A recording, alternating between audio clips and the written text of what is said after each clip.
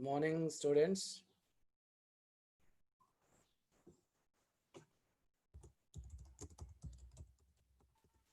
Good morning, sir. Very good morning. Thank you.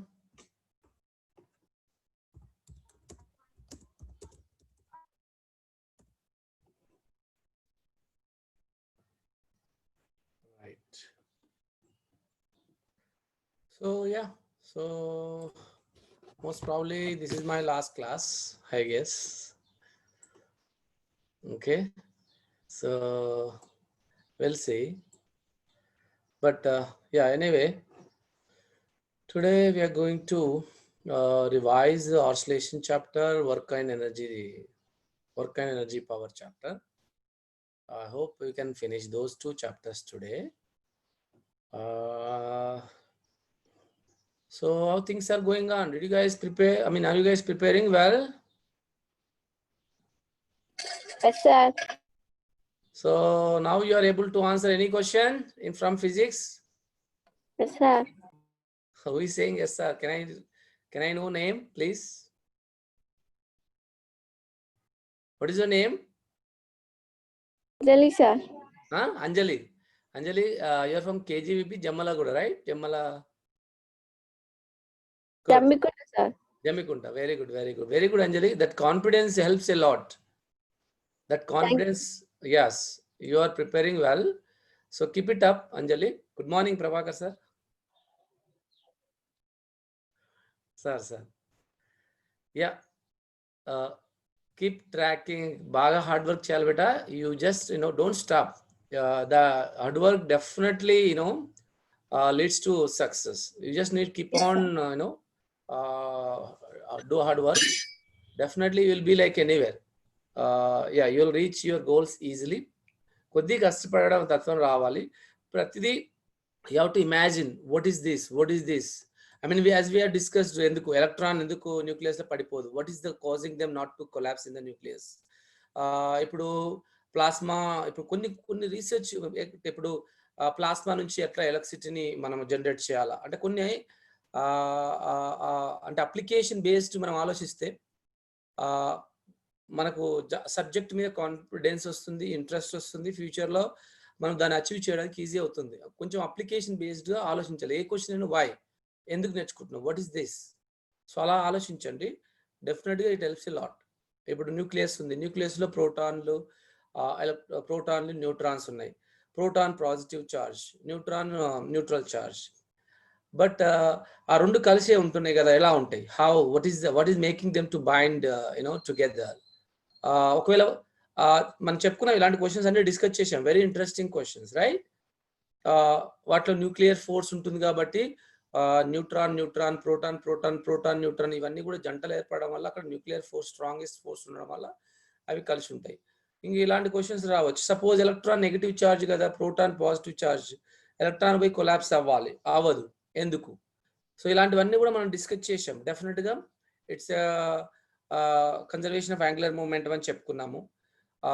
అది positive charge న్యూక్లియస్లో ఉన్న electron ఒక particular కక్షలో అది తిరుగుతూ ఉండడం వల్ల వాటి యొక్క యాంగులర్ మూమెంటమ్ కన్జర్వేషన్ అవ్వడం వల్ల it doesn't lose energy, doesn't gain energy.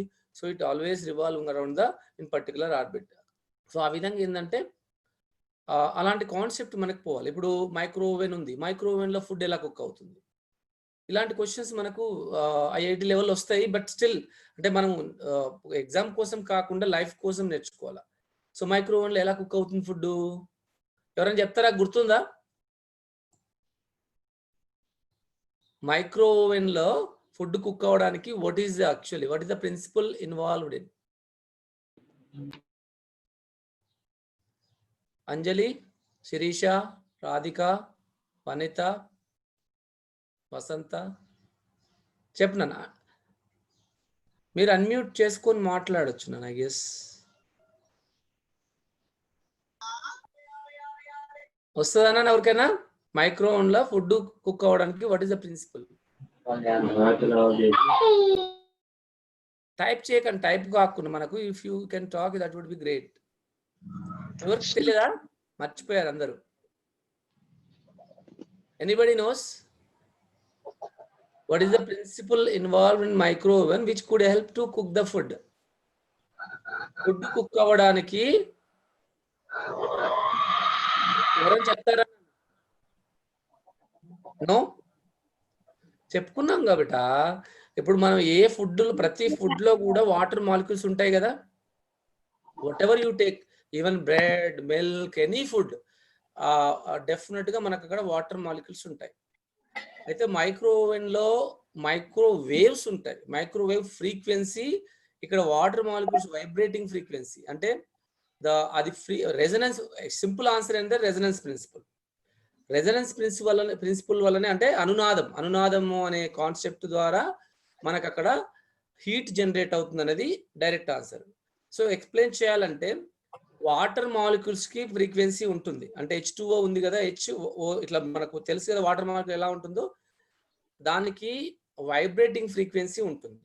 ఆ వైబ్రేటింగ్ ఫ్రీక్వెన్సీ మైక్రో ఓవెన్ లో జనరేట్ అయ్యే మైక్రోవేవ్స్ ఫ్రీక్వెన్సీకి మ్యాచ్ అయినప్పుడు మనకు అక్కడ హీట్ జనరేట్ అయ్యి ఆ హీట్ తోని మనకు మైక్రో ఓవెన్ లో ఫుడ్ కుక్ అవుతుంది. ఏ ప్రిన్సిపల్ అంటే రెజనెన్స్ ప్రిన్సిపల్ అని చెప్పాడు, అనునాదం అనే సూత్రం ద్వారా. ఎలా అవుతుందంటే ప్రతి ఫుడ్ లో కూడా మనకు ఏముంటుంది, వాటర్ మాలిక్యూల్స్ ఉంటాయి. వాటర్ మాలిక్యూల్ ఫ్రీక్వెన్సీ అనేది మైక్రోవేవ్స్ యొక్క ఫ్రీక్వెన్సీతో మ్యాచ్ అయ్యి, అంటే మ్యాచ్ అంటే సమానమై అప్పుడు మనకు హీట్ జనరేట్ అవుతుంది. ఆ హీట్ అనేది మనకు ఇక్కడ ఫుడ్ కుక్ అవడానికి సరిపోతుంది. ఓకేనా? ఇప్పుడు మళ్ళీ మర్చిపోతారా? ఏమి మర్చిపోరు కదా? మర్చిపోం సార్. ఏం మర్చిపోయి మన వేవ్స్, మనము ఎలక్ట్రోమాగ్నెటిక్ వేవ్స్ చెప్తాప్పుడు చెప్పాను కదా. ఇలా మర్చిపోతే ఎట్లా బెటా? మనము టెంపరీగా నేర్చుకోవట్లే కదా. This is not for temporary, right? Life కోసం నేర్చుకుంటున్నాం. We are learning for life, not for exams, right? మరి ఎందుకు చెప్పట్లేకపోయారు చెప్పండి? అంటే హార్డ్ వర్క్ చేయట్లేదని మీరు, you are not doing hard work, right? Believe చేయొచ్చా? కష్టపడుతున్నారా? కష్టపడుతున్నాం sir. I don't think so. అలా అనిపించట్లే కదా. చిన్న చిన్న క్వశ్చన్స్ అడిగినా మరి అప్పుడప్పుడు ఇలాంటి క్వశ్చన్లు వేస్తే చెప్పగలగాలి కదా. సో అయ్యా, so let us move to, అసలు యాక్చువల్గా మనం ఇంకా సరే, ఇంకా అది అయిపోతే మెంబర్స్ ఇంకా 64 కానే ఉన్నారు జనాలు. మనకు ఏమైంది I don't know. Yeah, whatever. So డోలనాలు, ఆర్సిలేషన్స్. మనకు ఆర్సిలేషన్స్ అనగానే చాలా గుర్తొస్తాయి, రైట్? సో ఆర్సిలేషన్ అంటే, ఆర్సిలేషన్ లో ఏమేమి ఉంటాయి, ద బేసిక్ కొన్ని ఫిజికల్ క్వాంటిటీస్ గురించి నేర్చుకోవాలి ఆర్సిలేషన్ లో. ఇవన్నీ కూడా చెప్పాను. సరే, ఇప్పుడు కొన్ని క్వశ్చన్స్ అడుగుతాను. మీరు వాట్ ఈస్ ద ఫ్రీక్వెన్సీ అని ఎనీబడి వాంట్ టు టెల్?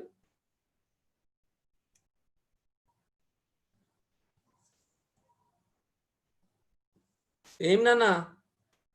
పౌనపున్యం, తెలుగు వర్డ్ రావాలా? పౌనపున్యం అంటే ఏంటి సార్? ఒక సెకండ్ కాలంలో ఉత్పత్తి అయ్యే కంపనాల సంఖ్యనే పౌనపున్యం అంటాం. Very good. What is your name? Ramya sir. Ramya, good నాన్న. అయితే అది కంపనాలు కావచ్చు, డోలనాలు కావచ్చు, వైబ్రేషన్స్ కావచ్చు, ఏదైనా. అంటే పౌనపున్యం అనేది డజంట్, అంటే ఒక్కదాని కోసమే కాదు, అంటే ఒక సెకండ్లో, అంటే మనము స్టేట్మెంట్లో అర్థం చేసుకోవాలంతే. 1 సెకండ్లో, సపోజ్ ఒక నిమిషంలో సపోజ్ ఒక 60 డోలనాలు చేస్తే ఒక సెకండ్కి ఎన్ని అవుతుంది అనేది 60/60, అంటే ఒక సెకండ్కి ఒక డోలనం చేస్తుంది. ఒక నిమిషానికి 60 డోలనాలు చేస్తే ఒక సెకండ్కి ఎన్ని అవుతాయి నానా? ఒక నిమిషానికి 60 డోలనాలు చేసింది బేటా, ఒక సెకండ్కి ఎన్ని డోలనాలు అవుతాయి అప్పుడు? 120 నానా. ఒక నిమిషానికి 60 ఆసిలేషన్, 1, రైట్? సో అంటే బై 60 చేస్తాము, అంటే number of oscillation per second, అంటే number of vibration per second, number of whatever, అంటే కంపనాలు అవ్వచ్చు, డోలనాలు అవ్వచ్చు, ఏదైనా ఒక సెకండ్ కాలంలో చేసే ఆసిలేషన్, డోలనాల, కంపనాల సంఖ్యనే మనం పౌనపున్యం. మరి పౌనపున్యం ఎక్కువగా తక్కువగా ఉంటుంది ఏం చెప్తాము, ఎలా చెప్తాము? హెర్ట్జ్లో. పౌనపున్యం హెర్ట్జ్లో అనేది యూనిట్ బేట. పౌనపున్యం చాలా ఎక్కువగా ఉందన్నప్పుడు ఎగ్జాంపుల్ ఏంది, తక్కువగా ఉంది అన్నప్పుడు ఎగ్జాంపుల్ ఒకటి చెప్పగలుగుతారా? అంటే అనునాదం. ఈ విషయంలో పౌనపుణ్యం ఎక్కువ, ఈ విషయంలో పౌనపుణ్యం తక్కువ అని చెప్పాలి బిడ్డ. ఎవరు చెప్తారు? అనునాదం. అనునాదం అనేది డిఫరెంట్ ఫ్రీక్వెన్సీ. రెండు కలిసి అనేది అనునాదం అది. కానీ ఇప్పుడు ఒక్కదాని నేను ఇప్పుడు ఒక చిన్న ఎగ్జాంపుల్, ఒక ట్రైన్ ఉంది, ఒక బస్సు ఉంది, రెండు కూడా నడుస్తున్నాయి, రెండు కూడా దారిలో వెళ్తున్నాయి. దేని పౌనపుణ్యం అంటే ఎక్కువ? దేని చెప్తాము? ట్రైన్ ఎక్కువ సార్. Train sir. ట్రైన్ కి పౌనపుణ్యం ఎక్కువ. ఎందుకు? అది తొందరగా వెళ్తుంది. అంటే మనము ఇలాంటివి కాన్సెప్ట్ ఇంపార్టెంట్ బిడ్డ. అంటే ఒక సెకన్లో చేరే కంపనాల సంఖ్య ఎక్కువ, అంటే అక్కడ శబ్దం ఎక్కువ వస్తుందంటే తరంగాలు ఏమవుతాయి అప్పుడు? తొందర ప్రయాణిస్తున్నాయి. దగ్గరగా వస్తాయి కదా. అంటే మన చెవుని చేరే కంపనాల సంఖ్య ఎక్కువ అయిపోతుంది. అవునా? అంతేనా? ఇప్పుడు ఇట్లా ఉంది చూడండి, నేను ఇక్కడ డ్రా చేస్తున్నాను. దగ్గర వస్తే పౌనపుణ్యం ఎక్కువ అంటాము. అర్థమైందా? అంటే ఇప్పుడు 3 కంపనాలు రావచ్చు, 10 కంపనాలు రావచ్చు. 10 కంపనాలు వచ్చినప్పుడు అది ఎక్కువ పౌనపుణ్యం అంటాం. అవునా? అవును సార్. రైట్. సో అంటే ఇప్పుడు ట్రైన్ విషయంలో మనకు కంపనాలు ఎక్కువ అని అర్థమైంది. రైట్. కంపన పరిమితి అంటే ఏంటి మరి? కణం యొక్క దిశను తెలియజేసేది. కంపన పరిమితి చెప్పాలన్నా. కంపన పరిమితి అంటే వస్తువు యొక్క గరిష్ట స్థానభ్రంశాన్ని కంపన పరిమితి. కణం యొక్క గరిష్ట స్థానభ్రంశాన్ని కంపన పరిమితి అంటాం సార్. డ్రా చేసిన దాంట్లో ఎక్కడ అవుతుందో చెప్పండి సార్. ఇక్కడ పైన. ఇక్కడనా? అవును సార్. దాని నుంచి ఎస్, అంటే మాధ్యమిక స్థానం నుంచి అది చేరే గరిష్ట స్థానభ్రంశాన్నే కంపన పరిమితి అంటారు. రైట్. సో కంపన పరిమితి గురించి నేర్చుకున్నాము. మరి తరంగ దైర్ఘ్యం అంటే ఏంటి? సార్ ఈ రెండింటి మధ్య దూరం. ఏ రెండింటి మధ్య? శృంగాలు 2 ద్రోణుల మధ్య దూరం. 2 శృంగాలు. 2 శృంగాలు. శృంగం అంటే ఏంటి? ద్రోణం అంటే ఏంటి? పైన అని శృంగం అంటాం, మీ కింద శృంగాలు అంటారు, కిందంగా ఏర్పడే వాటిని ద్రోణులు అంటారు. నాన్న అలా చెప్పొద్దు నాన్న. పైన ఉన్నది అది, కింద ఉంది. పైన ఉన్న ఆకాశం, కింద ఉంది భూమి అని చెప్తావా? కాదు కదా. గరిష్టంగా ఉన్నదాన్ని ఏం గరిష్టం ఉన్నదాన్ని? ఏం గరిష్టం ఉన్నదాన్ని? స్థానభ్రంశం గరిష్టంగా ఉన్నదాన్ని శ్రోణి అని, కనిష్టంగా ఉన్నదాన్ని ద్రోణి అని అంటారు. స్థానభ్రంశం అంటారా కంపన పరిమితి అంటామా? కంపన పరిమితి. ఎస్, కంపన పరిమితి గరిష్టంగా ఉన్న స్థానం. Right, very good. ఓకే. 2 ద్రోణుల మధ్య దూరం గానీ 2 శృంగాల మధ్య దూరం గానీ ఏమంటారు అప్పుడు? తరంగ ధైర్యం అంటారు. Right, very good, very good. So ఇప్పుడు అలాగే రైట్, వెరీ గుడ్.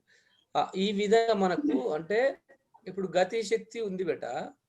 ఇప్పుడు నేను ఒక లఘులోలకం తీసుకున్నాను. ఇక్కడ లఘులోలకం యొక్క గతీయ శక్తి ఇప్పుడు నేను ఏమి ఇచ్చానంటే ఇక్కడ చూస్తే పిక్చర్ లో మీరు ఏ బి సి. ఇప్పుడు ఏ బిందువు దగ్గర, ఒక్క నిమిషం, ఏ బిందువు దగ్గర గతి శక్తి ఎక్కువగా ఉంటుంది చెప్పండి? ఇక్కడ ఏ ఉంది, బి ఉంది, సి ఉంది. గతి శక్తి ఎక్కడ గరిష్టం ఉంటుంది చెప్పండి? ఏ దగ్గర గరిష్టము. ఎందుకు?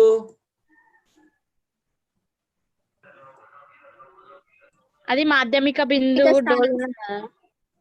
అది మాధ్యమిక బిందువు. మాధ్యమిక బిందువు దగ్గర గరిష్టము గతి శక్తి అవుతుంది. ఎందుకు? ఎలా అవుతుంది అది?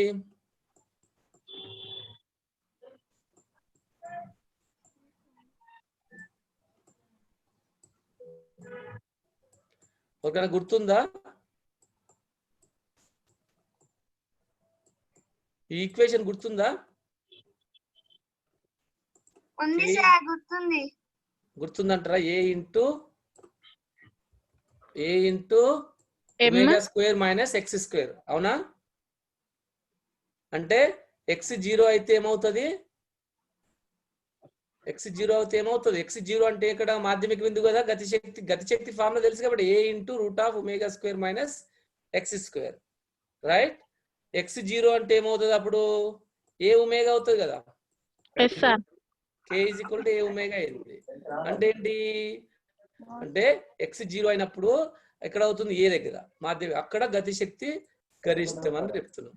మరి బి దగ్గరికి సి దగ్గరకు వచ్చేవరకు ఏమవుతుంది? సార్ యాక్చువల్గా ఇక్కడ ఒమేగా బెటా, సారీ సార్ ఇది తప్పు, ఇది ఏ స్క్వేర్ కదా, ఇది ఏ స్క్వేర్. కనీసం right right, sorry for that. మనకు యాక్చువల్గా ఏంది? K is equal to omega root A square minus X స్క్వేరా. ఇప్పుడు ఎక్స్ 0 అయితేనేమో అది మాధ్యమిక బిందువు, అప్పుడు కే ఒమేగా ఏ అవుతుంది. రైట్? ఓకే. ఇప్పుడు బీసీల మధ్యలో ఏమవుతుందంటే ఎక్స్ ఈజ్ ఈక్వల్ టు గరిష్టం కదా, X is equal to A అవుతుంది. So X is equal to A అయితే ఏమవుతుంది? మొత్తం 0 అవుతుంది. గతిశక్తి 0 అవుతుంది. ఎక్కడ? బీసీల మధ్యలో గతిశక్తి 0 అయింది. రైట్. సో అక్కడ ఏ శక్తి ఉంటుంది మరి? గతిశక్తి 0 అయిందంటే ఇంకో శక్తి ఉండాలి కదా. స్థితి శక్తి గరిష్టంగా ఉంటుంది. అవునా? స్థితి శక్తి ఏ శక్తి ఉంటుందంటే, అంటే గరిష్ట స్థానభ్రంశాల దగ్గరనేమో స్థితి శక్తి ఉంటుంది, కనిష్ట స్థానభ్రంశమైనటువంటి మాధ్యమిక బిందువు దగ్గరనేమో గతి శక్తి ఉంటుంది. గుర్తుంచుకోండి నాన్న, మాధ్యమిక స్థానం వద్ద గతి శక్తి గరిష్టము, ఆ ఎండు బిందువుల దగ్గరనేమో మనకు స్థితి శక్తి గరిష్టంగా ఉంటుంది. రైట్? గతి శక్తి శూన్యం అవుతుంది. మరి మాధ్యమిక స్థానం వద్ద స్థితి శక్తి ఏమవుతుంది? మాధ్యమిక స్థానం వద్ద గతి శక్తి గరిష్టం అన్నారు కదా, స్థితి శక్తి ఏమవుతుంది? 0 అవుతుంది. అంటే ఏ బిందువు దగ్గర కే మాక్సిమం గతి శక్తి గరిష్టము, స్థితి శక్తి శూన్యం. బి కామ సిల వద్ద గతి శక్తి శూన్యము, స్థితి శక్తి గరిష్టం. అర్థమైందా? అయింది సార్. ఓకే. ఎవరు మాట్లాడుతున్నారు బేటా? ఎవరు మాట్లాడుతున్నా? Just mute yourself. Suppose మీ ఇంట్లో ఎవరైనా మాట్లాడుతున్నారు అంటే మ్యూట్ చేసేసుకోండి మీరే. ఓకేనా? రైట్. సో ఇక్కడ క్వశ్చన్ ఉంది బేటా. ఇక్కడ ఏం అడిగిందంటే, ఒక స్థానభ్రంశానికి ఈక్వేషన్ ఇచ్చాడు. y is equal to sin omega t plus pi. Okay, omega t plus pi. అలాంటప్పుడు ఇక్కడ ఏమడుతుందంటే, ఫైండ్ ద ఫ్రీక్వెన్సీ అంటే పౌనపున్యం ఎంత, కంపన పరిమితి ఎంత అని అడుగుతున్నాడు బిడ్డ. ఏం చెప్తారు? యాక్చువల్ సైన్ ఏముంటుంది? y is equal to A sine, అవునా, A sine omega plus pi, అవునా? సో దీంతో మనం పోల్చుకుంటే అప్పుడు మనం ఏ కంపన పరిమితి అడుగుతున్నాడు కదా, కంపన పరిమితి ఎంత వస్తుంది? ఎంత వస్తుంది చెప్పండి, ఎవరు చెప్తారు ఆన్సర్? Very good. ఎందుకంటే ఇక్కడ 1 ఉంది, ఏం లేదు, సైన్ పక్కన ఏం లేదు కాబట్టి ఏ ఈజ్ ఈక్వల్ టు 1. పౌనపున్యం ఎంత వస్తుంది అంటే ఒమేగా కనుక్కోవాలి ఫస్ట్. ఒమేగా ఎంత ఉంది? 31.4. ఒమేగా మనకు ఇక్కడ ఒమేగాని పోల్చుకోండి. ఇక్కడ ఒమేగా ప్లేస్ లో 31.4 ఉంది, అవునా? సో 31.4. కానీ ఒమేగా ఈజ్ ఈక్వల్ టు మనకి ఏం తెలుసు? 2π న్యూ. 2π న్యూ, 2π అని కూడా రాస్తాము, 2π న్యూ అంటాం. ఈ న్యూ అనేది పౌనపున్యం కాబట్టి న్యూ ఈజ్ ఈక్వల్ 2π బేట omega by 2π. So omega value తెలుసు, దాన్ని 31.4, 2π వాల్యూ తెలుసు, ఇక్కడ π వాల్యూ 2. సో దీన్ని మనం ఏం చేయొచ్చు అంటే ఈ డెసిమల్స్ ని తీసేయాలి. ఫస్ట్ మీకు అర్థం కావాలంటే ఇక్కడ పాయింట్ తీసేసి కింద 10 రాయండి, ఇక్కడ పాయింట్ తీసి ఇక్కడ 100 రాయండి, పైన 100 రాస్తే ఒక జీరో క్యాన్సిల్ అయిపోతే ఇంకా 10 మిగులుతుంది అంతే. అంటే 314 పైన ఇంటూ 10 బై 314 ఇంటూ 2, అవునా? 314 క్యాన్సల్, 2 1 జా 2 5 జా. సో ఆన్సర్ ఎంత? 5. అర్థమైందా? ఏం నాన్న అర్థమైంది అందరికి? అర్థమైంది సార్. ఏం ఎవరు లేదు? ఓకే, ఎనీవే అర్థమైంది sir. right. So okay, moving into the next. Okay, so ఇక్కడ ఇంకొక ప్రాబ్లం చూద్దాము. ఇక్కడ భూపరితలం పైన 20 సెంటీమీటర్లు 20 సెంటీమీటర్లు పొడవున్న లఘులోలకం కోణీయ పౌనపున్యం ఎంత అన్నాడు. సో అప్పుడు ఏమవుతుంది? పౌనపున్యం ఈజ్ ఈక్వల్ 2π√L/g. ఇది తప్పా రైటా? కరెక్టే సార్. కరెక్టే. మనకు T ఈజ్ ఈక్వల్ లఘులోలకం ఫార్ములా ఏంటి? 2π √L/g. G/L L/g. L/g sir. L/g. మరి ఇది L/g అంటే ఇది L/g ఏనా?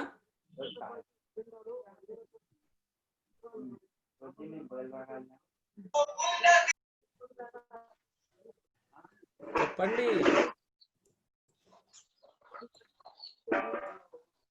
ఎవరు చెప్పట్లే? ఇప్పుడు ఏదో తప్పు ఉండాలి కదా రెండిట్లల్లా. ఏది కరెక్ట్? ఇదన్నా తప్పు ఉండాలా, ఇదన్నా తప్పు ఉండాలా? Which is correct?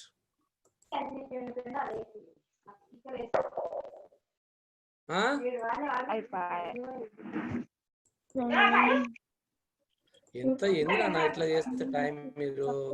T is equal to correct అమ్మా. ఇది T is equal to 2π√L/g. ఓకేనా? Okay sir. ఇది T యాక్చువల్ గా T గా 2π√L/g. సో ఇదంతా క్యాలిక్యులేట్ చేసి వచ్చేది యాక్చువల్ గా ఫ్రీక్వెన్సీ కాదు. ఏమొస్తుంది ఇక్కడ? Seconds, time. దీన్ని పౌనపున్యం కావాలంటే ఏం చేయాలా? Yes, anybody doubt? ఏమైనా డౌట్ ఉందా బేటా? So nu is equal to ఏంటి? 1/t. Nu is equal to 1/t. అది 1/0. ఏం చేయాలా? 88 అని రాయాలి. అది మొత్తం సింప్లిఫై చేయండి. ఐఎమ్ నాట్ షూర్ ఎంత చేయాలా, ఇది ఎంత వస్తుందో you have to calculate it. Okay, ఒకవేళ ఇదే కరెక్ట్ అనుకుంటే 1/, చేసి మనకు వచ్చింది ఇక్కడ డివైడ్ చేస్తే ఇక్కడ బై 100 చేస్తే ఫ్రీక్వెన్సీ వస్తుంది. Okay okay sir. కోణీయ పౌనపున్యం అన్నాడు మళ్ళా. Omega is equal to 2πn. 2πn new అవుతుంది. ఆ వచ్చిన దాన్ని 2πతో గుణించాలి. సో ఆ విధంగా ఇది వస్తుంది. ఏమీ అర్థమవుతుందా? అవుతుంది సార్. ఫస్ట్ T కనుక్కోండి, తర్వాత 1/t చేస్తే న్యూ వస్తుంది. ఒమేగా కావాలంటే 2πn అవుతుంది. ఎన్ కానీ న్యూ కానీ. ఇది కొంచెం లెంతీగా చేయాల్సి వస్తుంది, వాల్యూస్ చేయాలి మరి. కొన్ని ఈజీగా ఉంటాయి ఎగ్జామ్ లో, కొన్ని ఏమో కొంత టైం పడతాయి, ఈజీగా కానీ టైం ఎక్కువ తీసుకుంటాయి. సో అలాంటి దాంట్లోకి ఏం చెప్పిన నేను లాస్ట్ చేయాలని చెప్పాను. ఫస్ట్ అన్ని కూడా డైరెక్ట్ గా చేసేటివి, తర్వాత టైం ఎక్కువ తీసుకునేటివి స్టార్ట్ చేయాలి. ఓకేనా? Excuse me, sir. Yes, sir. Sir, will Sir. you be sharing the poll questions? Ashwin sir, Yes, sir. do you have Good any morning, question? sir. Morning, sir. Sir, will you be sharing the poll questions somehow? Oh, you want to okay. You want questions? Actually, Nilofer ma'am said ki like you will be doing it first. You will So be I have sharing to questions share for this you question. separately, right? Like 2 questions, 2 or 3. Yes, sir. Yes. Is it I will possible? share it, sir. Okay, sir. Thank you. Okay, sir. Okay, sir. I didn't know that actually. No one, but again, when PGCRTs then are it's there, fine, right? sir. Yes, sir. Then I'll ask them. It's okay. It's I okay. mean, because I have to stop and do it that one, right? No, yes, sir. No, let it be then. Let it I be did then. not make it actually, so I can make it. But Okay, yeah. okay. No, You can let it ask be, them sir. to Let pick it up be. any problems. Doesn't matter. Okay, sir. PGCRTs, please make maybe you can make 2 questions out of whatever questions related to maybe this chapter 1, maybe next chapter 1. Sir, good morning, sir. Okay, sir. Okay, sir. I'll prepare. I'll Oh, prepare, great, sir. madam. Thank you, madam. Thank you, sir. Thank you, madam. Thank you, sir. Right. So ఇక్కడ చూసినట్లయితే ఇక్కడ చూడండి బేట, ఇక్కడ చిన్న కొంచెం difference ఇక్కడ చూడండి. వై ఇక్కడ స్థానభ్రంశం ఇచ్చాడు. స్థానభ్రంశం అంటే ఒక కణ స్థానభ్రంశం. మీరు ఇక్కడ ఏంటంటే ఓన్లీ ప్రాబ్లమ్స్ కోసం అంటే ప్రాబ్లమే, అది బ్రెయిన్ మొత్తం ఎట్లా ఉండాలో అప్లికేషన్ పాయింట్ ఆఫ్ ఆలోచించాలా. స్థానభ్రంశం ఆఫ్ వాట్? ఒక కణము కంపిస్తున్నప్పుడు దాని స్థానభ్రంశానికి సమీకరణం అని ఆలోచించాలా. ఇప్పుడు లెక్కలు అంటే లెక్కలానే, ఇప్పుడు ఎంపీసీ పిల్లలు ఓన్లీ లెక్కలు ఎందుకు చేస్తున్నారో తెలియదు వాళ్ళకి. అవకలనం చేసాం టక అవకలనం చేసేస్తారు. dy/dt, d²/dt అన్ని చేసేస్తారు. ఎందుకు చేస్తున్నారో తెలియదు. అలా కాదు మనం నేర్చుకునేది. ఏది నేర్చుకున్నా ఎందుకు నేర్చుకుంటాం అని నేర్చుకోవాలి. లైఫ్ కోసం నేర్చుకుంటున్నాం అంటే ప్రతిదీ మ్యాట్రిక్స్ నేర్చుకుంటే ఒక లైఫ్ ఉండాలి. వెక్టర్స్ ఎన్ని నేర్చుకుంటున్నాం, దానికి ఇంపార్టెన్స్ నేర్చుకోవాలి. సో ప్రతిదీ ఇంపార్టెన్స్ నేర్చుకుంటూ మనం ముందుకెళ్ళాలి. దెన్ లైఫ్ లో ఎప్పుడు మర్చిపోలేం ఇది. ఓకేనా? So right. So y = 10 sin π/2 - 2πt అని ఇచ్చారు. దీనికి వేగం కనుక్కున్నాడు. అంటే ఇది స్థానభ్రంశం అన్న, స్థానభ్రంశం ఇచ్చాడు. కణం యొక్క స్థానభ్రంశం ఇచ్చాడు. కణం స్థానభ్రంశం ఇచ్చి వేగం కనుక్కోవాలంటే మనకు తెలుసు కదా, స్థానభ్రంశంలోని మార్పు రేటు అవకలనం అంటారు బిడ్డ. ఇట్లా మనం డెల్టా అని కూడా వాడతాం. Delta VY/Δt. సో dy/dt అని కూడా అవకలనంలో వాడతాం. సో వేగం v = స్థానభ్రంశంలోని మార్పు రేటు. అవునా కాదా? వేగం అంటే అంతే కదా. అంటే స్థానభ్రంశం కాలం దృష్టి ఎట్లా మారుతుంది అనేదే వేగం, రైట్? త్వరణమేమో వేగం కాలం దృష్టి ఎట్లా మారుతుంది అనేది త్వరణం. సో దీని త్వరణం కూడా కనుక్కోవచ్చు. నేను ఇప్పుడు మిమ్మల్ని త్వరణం కూడా కనుక్కోమని చెప్తాను. సో త్వరణం ఎవరైతే చెప్తారో వాళ్ళకి చాక్లెట్ ఫస్ట్.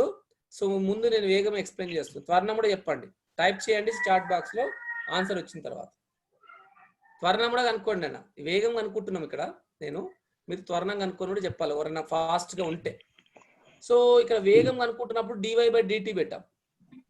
ఐపీసీ స్టూడెంట్స్ కి నేను చెప్పాల్సింది ఏంటంటే అవకలనంలో కొన్ని గుర్తుంచుకోవాలి మీరు బేసిక్స్. ఇప్పుడు సైన్ థీటాకి అవకలనం చేస్తే థీటా దృష్ట్యా కాస్ థీటా అవుతుంది బెట. కాస్ థీటా అవుతుంది. ఓకే, సైన్ థీటాకు d/dt అంటే థీటా దృష్ట్యా చేస్తే సైన్ థీటాకు కాస్ థీటా అవుతుంది. ఓకే, d/dt ఇప్పుడు d/dt పెడితే ఇక్కడ నేను ఏం చేస్తానంటే సైన్ ωt ఉంది అనుకోండి. సపోజ్ ఇక్కడ సైన్ ωt ఉంటే నేను దీన్ని t దృష్ట్యా అవకలనం చేస్తే ఏమొస్తుంది సార్ అంటే కాస్ ωt వస్తుంది. అవునా? కాస్ ωt వస్తుందా? ఇంకేమొస్తుంది? ఏం రాదా? ఏమొస్తుంది చెప్పండి? సైన్ ωt కి కాస్ ωt ఇంకేమైనా వస్తుందా? రాదు సార్. d/dt సైన్ ωt కి కాస్ ωt అంతేనా?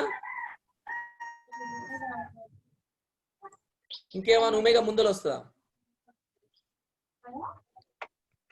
వస్తుంది నాన్న, ఒమేగా ముందర వస్తుంది. ఎందుకంటే ఒమేగా టీ ఉంది కాబట్టి ఒమేగా ముందు వస్తుంది సార్. ఓన్లీ ఎక్స్ పదమే ఉంటే రాదు. ఇక్కడ ఓన్లీ టీ ఉంటేనేమో రాదు. ఇప్పుడు సైన్ 2t, సైన్ యొక్క 2t ఉంది ఇక్కడ. నేనేం చేస్తున్నా అంటే సైన్ 2t అని రాసా, d/dt. అప్పుడు ఏమొస్తుందనంటే దీనికి ఆన్సర్ ఎంత చెప్పండి? 2 sin 2t.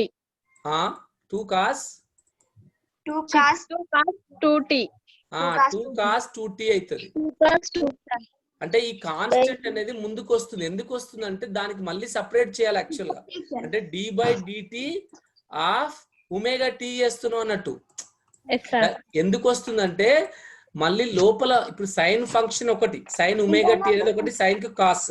కానీ టీ లేదు అక్కడ, 2t కానీ ఒమేగా టీ ఉంది కాబట్టి మళ్ళీ దానికి d/dt ఆఫ్ ఒమేగా టీ అని చేస్తే ఈ టీకి 1 అవుతుంది. అప్పుడు ఒమేగా వస్తుంది. అంటే ఏదైనా కాన్స్టెంట్ కి అవకలనం ఏమవుతాయి చెప్పండి, ఎవరైనా చెప్తారా? అవకలనము ఇప్పుడు ఒక d/dt 2 కి ఎంత చెప్పండి? 0 సార్. 0 జీరోనా? 0 సార్. ఎందుకు 0 అవుతుంది? నెంబర్స్ కి వర్తించాలి సార్. నాకు మ్యాథ్స్ లాగా చెప్పొద్దు, లెక్కల్లాగా చెప్పొద్దు. అంటే దాని పక్కన ఏంటి ఆల్ఫాబెట్ లేదుగా సార్? కాదు, ఇంకా చెప్పాలి, ఇంకా ఫిజిక్స్ పాయింట్ ఆఫ్ వ్యూ చెప్పాలి. ఎందుకు 0 అవుతుంది? లేదు సార్ అలా. Good try. చరరాశులు లేవు కదా సార్. నానా చరరాశులు లేవు కదా. చరరాశి అంటే చేంజింగ్ కదా, చేంజింగ్ అవ్వట్లేదు. రైట్. అంటే ఇక్కడ మారే అంటే ఫంక్షన్, ఇక్కడ ఫంక్షన్ కాదు, అది స్థిరం, అది స్థిర విలువ. అది అంటే ఇప్పుడు కాలం దృష్ట్యా మారే విలువ లేదు. 2 అంటే ఏంది? స్థిరాంకం. ఆ స్థిరాంకం కాలం దృష్ట్యా మారుతనేమో దాని విలువ ఉంటుంది. రైట్. ఇప్పుడు ఇలా ఉంది బేట, ఇప్పుడు నేను ఇలా ఒకటి ఇచ్చా, కాన్స్టెంట్ గా ఉంది. దీని అవకలనం ఏమవుతుంది? విలువ మారట్లే కదా, వైయక్షం దృష్ట్యా చేస్తున్నాను. ఇప్పుడు వైయక్షం కనిపిస్తే వైయక్షం దృష్ట్యా ఇది మారుతుందా? ఒకటే విలువ ఉంది. ఎక్స్ అక్షం దృష్ట్యా మారుతుంది, కానీ వైయక్షం తీసుకుంటే ఈ విలువ ఎంత ఉందో అంతే ఉంది కదా. సో ఏదైనా విలువ మారకపోతే దాని యొక్క అవకలనం అనేది, అవకలనం నథింగ్ బట్ ఏంది? కాలం దృష్ట్యా మారుతుందా, మారకపోతే 0. ఏదైనా స్థిరాంకం మారదు కాబట్టి దాని విలువ 0 అని చెప్పా. అర్థమైంది కదా? సో t² కి ఎంత అవుతుంది చెప్పండి అవకలనము? 2t ఎట్లా?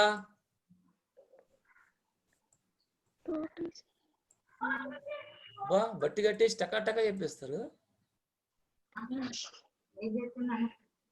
ఎట్లా? శాతం ముందుకు వస్తా సార్. ఎట్లా?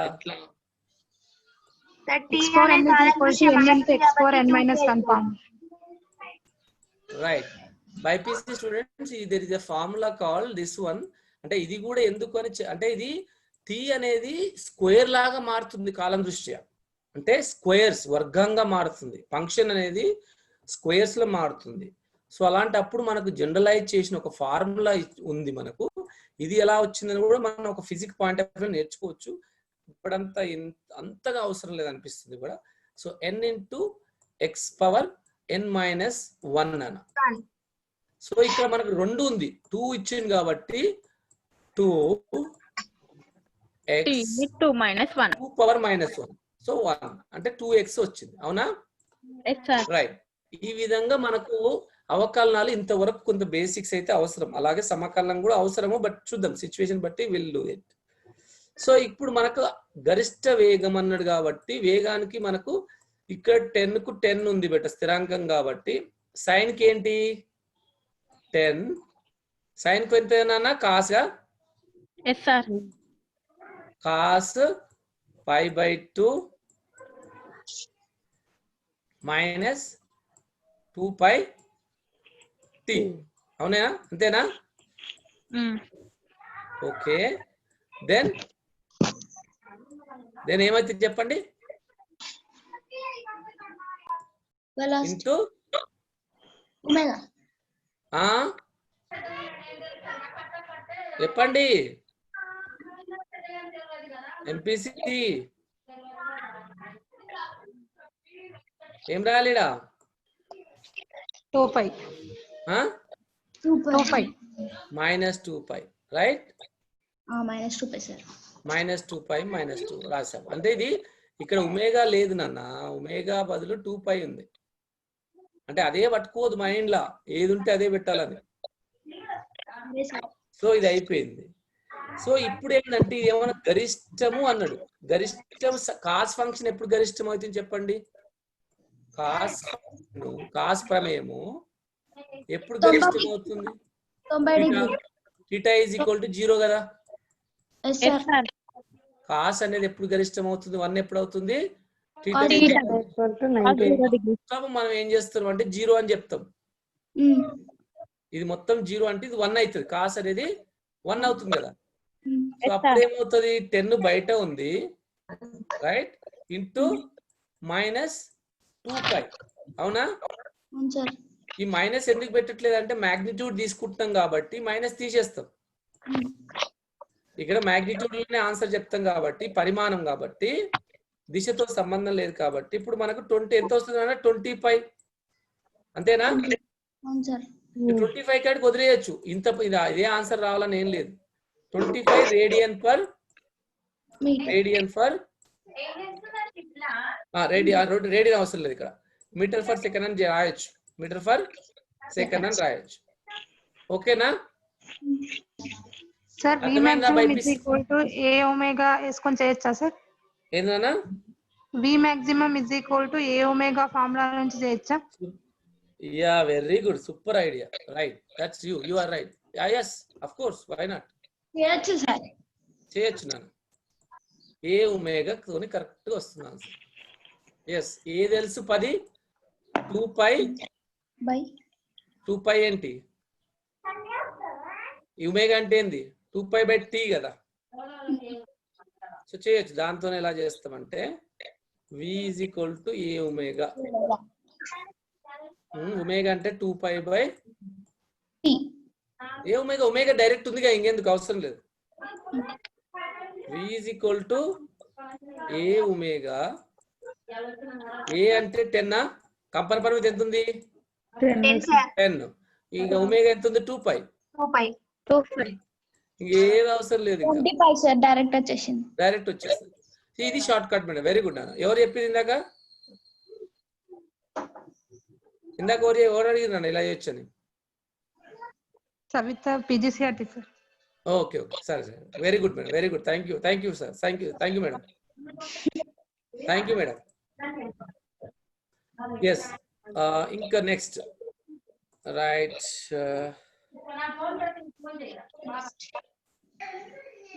నెక్స్ట్ చూసినట్టు అయితే ఒక కంపన పరిమితి ఉంది.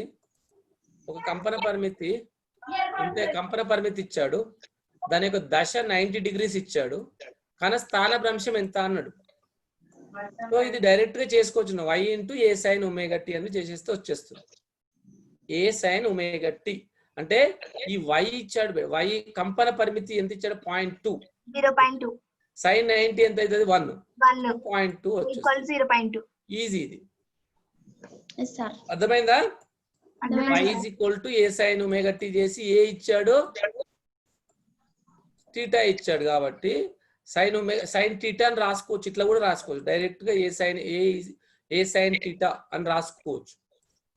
ఓకే, లేకపోతే ఒమేగా టీ ప్లస్ ఆ మొత్తం మిగతాదంతా అవసరం లేదు, ఇట్లా తీసుకుని కూడా చేయొచ్చినట్టు మన స్థానభ్రంశం. అలాగే స్థానభ్రంశం ఇచ్చాడు, త్వరణం ఇచ్చాడు, కోణీయ వేగం కనుక్కో అన్నాడు. ఈజీ కదా. స్థానభ్రంశం ఇచ్చాడు, త్వరణం ఇచ్చాడు, కణ వేగం కనుక్కున్నాడు. సో ఇక్కడ మనకు కోణీయ వేగం అన్నాడు. So A is equal to omega square X, omega X square కదా. సారీ ఒమేగా స్క్వేర్ యాక్చువల్గా, right. A is equal to ఏంటి నాన్న? ఒమేగా స్క్వేర్ ఎక్స్ కదా. అవునా? యాక్చువల్ మైనస్ ఉంటుంది, మైనస్ ఇక్కడ పెట్టట్లే. ఓకేనా? ఏ ఈజ్ ఈక్వల్ తప్పు చేసాం అప్పుడు ఎవరు చెప్పలేదు మనం. So A is equal to త్వరణం ఎప్పుడు కూడా స్థానభ్రంశానికి అనులోమానుపాతంలో ఉంటూ స్థిర బిందువు వైపు వ్యతిరేక దిశలో ఉంటుంది. ఈ ఒమేగా స్క్వేర్ అనేది మనకు కాన్స్టెంట్ తీసుకుంటా అంటే ఈ ప్రపోర్షనల్ కాన్స్టెంట్ కింద వస్తుంది. సో అప్పుడు మనకు ఒమేగా స్క్వేర్ ఎంత అవుతుంది బేటా? ఏ బై ఎక్స్. ఏ ఎంత ఇచ్చాడు?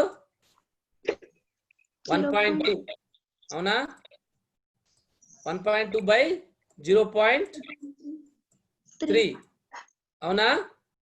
పాయింట్ క్యాన్సల్, 3 1 జా 3 4 జా కరెక్టా? సో ఒమేగా స్క్వేర్ 4 అయితే ఒమేగా స్క్వేర్ 4 అయితే ఒమేగా ఎంత అవుతుంది? 2 sir. యాక్చువల్గా ప్లస్ ఆర్ మైనస్ 2 బేటా అవునా? 2 radian per second. Plus or minus 2 కానీ మనం ప్లస్ తీసుకుంటున్నాము 2 రేడియన్ పర్ సెకండ్. ఓకేనా? Okay sir. అర్థమైందా? ఇది చాలా తక్కువ మందికి అర్థమైనట్టు అనిపించింది. ఇక్కడ స్క్వేర్ ఇక్కడ రాయకండి బట్ ఇక్కడ ఒమేగా స్క్వేర్ ఎక్స్ సింపుల్ నాన్న. Omega square is equal to A by X నాన్న. ఏ బై ఎక్స్ కాబట్టి ఏ ఇచ్చిండు ఎక్స్ ఇచ్చాడు. సో ఏనేమో 1.2 బై 0.3 అంటే మనకి ఏం లేదు, ఈ పాయింట్ ఎగిరిపోతాయి బేట. ఈ పాయింట్లు ఉండవు కాబట్టి 3 1 జా 3 4 జా. సో ఒమేగా స్క్వేర్ 4 అంటే omega is equal to 2. Okay very good.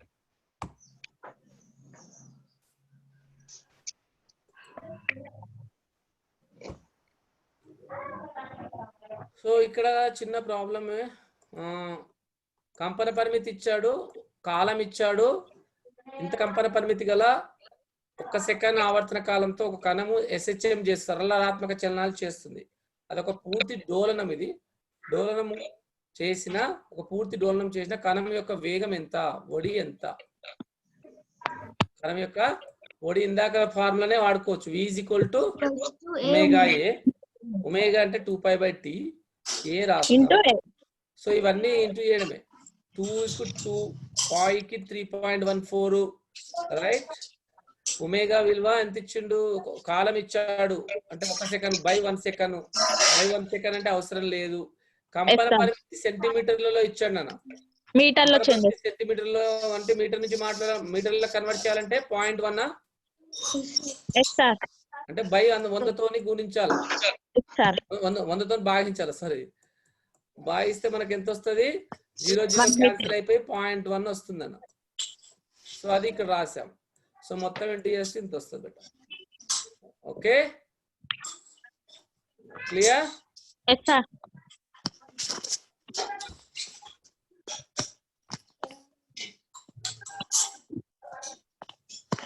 ఇంకొక ప్రాబ్లం చూసినట్టు అయితే SHM చేస్తున్నటువంటి కణం తీసుకుంటే ఇక్కడ గరిష్ట వేగము గరిష్ట త్వరణము సమానమైన ఈ ప్రాబ్లం వచ్చింది. ఇంత ముందుకు వచ్చింది ఎంసెట్ లో కూడా 2-3 సార్లు రిపీట్ అయింది. సరళాత్మక చేస్తున్న ఒక కణం ఏంటంటే గరిష్ట వేగము గరిష్ట త్వరణం రెండు సమానం చేస్తాడు.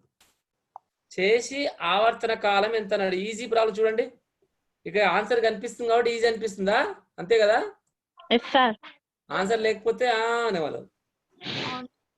అవును కదా? సో వేగం ఇప్పుడు గరిష్ట వేగానికి ఫార్ములా ఏంటి బేటా? ఒమేగా ఏనా? గరిష్ట త్వరణం అంటే ఏంటి? త్వరణం అనేది యాక్చువల్ ఇందాక చెప్పుకున్న ఫార్ములా ఒమేగా స్క్వేర్. కానీ గరిష్ట అన్నాడు కాబట్టి ఏ ఎక్స్ ఈక్వల్ టు ఏంది? ఎక్స్ ఈజ్ ఈక్వల్ టు ఏ కదా? దగ్గర ఏ రాస్తాము, X is equal to A. So ఈ రెండు సమానం అంటున్నాడు. ఈ రెండు సమానం అంటే ఏమైతుంది? అప్పుడు omega A is equal to omega square A అవుతుంది. ఒక ఒమేగా స్క్వేర్ తో క్యాన్సిల్ అయిపోతుంది. ఏ కూడా క్యాన్సిల్ అయిపోయింది. ఇంకేముంటుందా? Omega is equal to 1.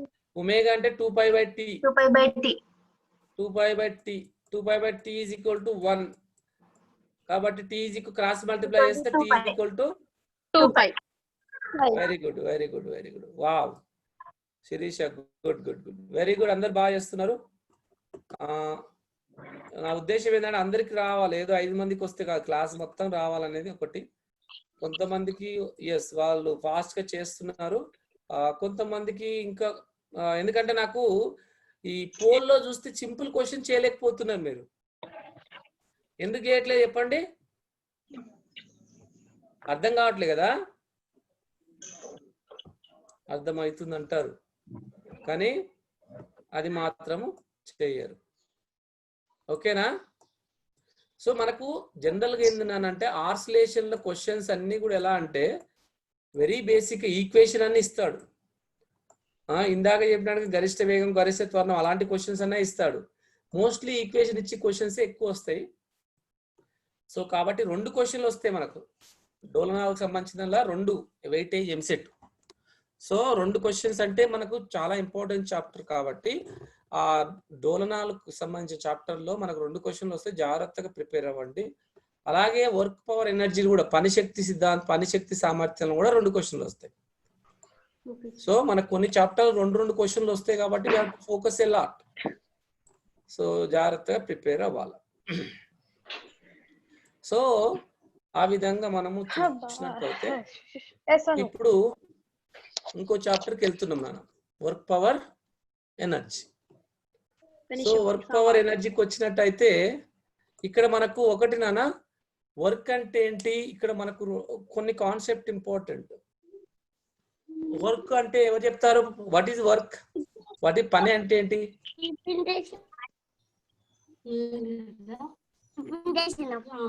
అమ్మా ఒక వస్తువు స్థానభ్రంశం చెందితే అక్కడ పని జరిగినట్టు. ఒక వస్తువు మీద బలం పనిచేసి స్థానభ్రంశం చెందితే అది పని జరిగింది. సో బలము, స్థానభ్రంశము జనరల్ గా ఏంటంటే అవి ఏ దిశలో ఉంటే గరిష్ట పని జరుగుతుంది. అంటే F.S అని పని F.S. బలము స్థానభ్రంశముల మధ్య కోణము 0 అయితేనేమో ఎక్కువ పని జరుగుతుంది. అంటే ఇప్పుడు నేను ఈ దిశలో, ఏ దిశలో అయితే ఇప్పుడు ఈ దిశలో ఉంది కదా, ఇప్పుడు ఈ దిశలోనే అంటే నేను బలం అదే దిశలో ప్రయోగిస్తున్నా, స్థానభ్రంశం కూడా వస్తువు దిశలో వెళ్తుంది కాబట్టి అక్కడ ఏంటి పని ఎక్కువ జరుగుతుంది అన్నట్టు. నేను ఇక్కడ నుంచి పైకి తీసుకెళ్ళిన ఇట్లా, అప్పుడు ఏమవుతుంది? పని లేదు, స్థానభ్రంశం లేదు నాన్న, అక్కడే ఉండి పైకి వెళ్తున్నా నేను. అవును సార్. సో పని జరగట్లేదు, స్థానభ్రంశం 0 కదా. అవును సార్. సో కాబట్టి అక్కడ పని జరగదు. సో అప్పుడు 90 డిగ్రీలు ఉంది కాబట్టి cos 90 అనేది 0 కాబట్టి పని జరగదు. W = F.S. ఒకవేళ F.S అంటే FS cos θ కాబట్టి θ 90 డిగ్రీస్ అయితే పని శూన్యం అవుతుంది, θ 0 డిగ్రీస్ అయితే పని గరిష్టం అవుతుంది. అలాగే మరి పని శక్తి అంటే ఏంటి?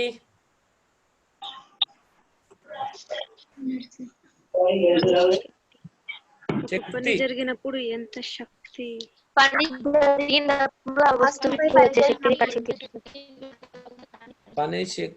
జరిగినప్పుడు శక్తి కరెక్ట్ గా రావట్లే.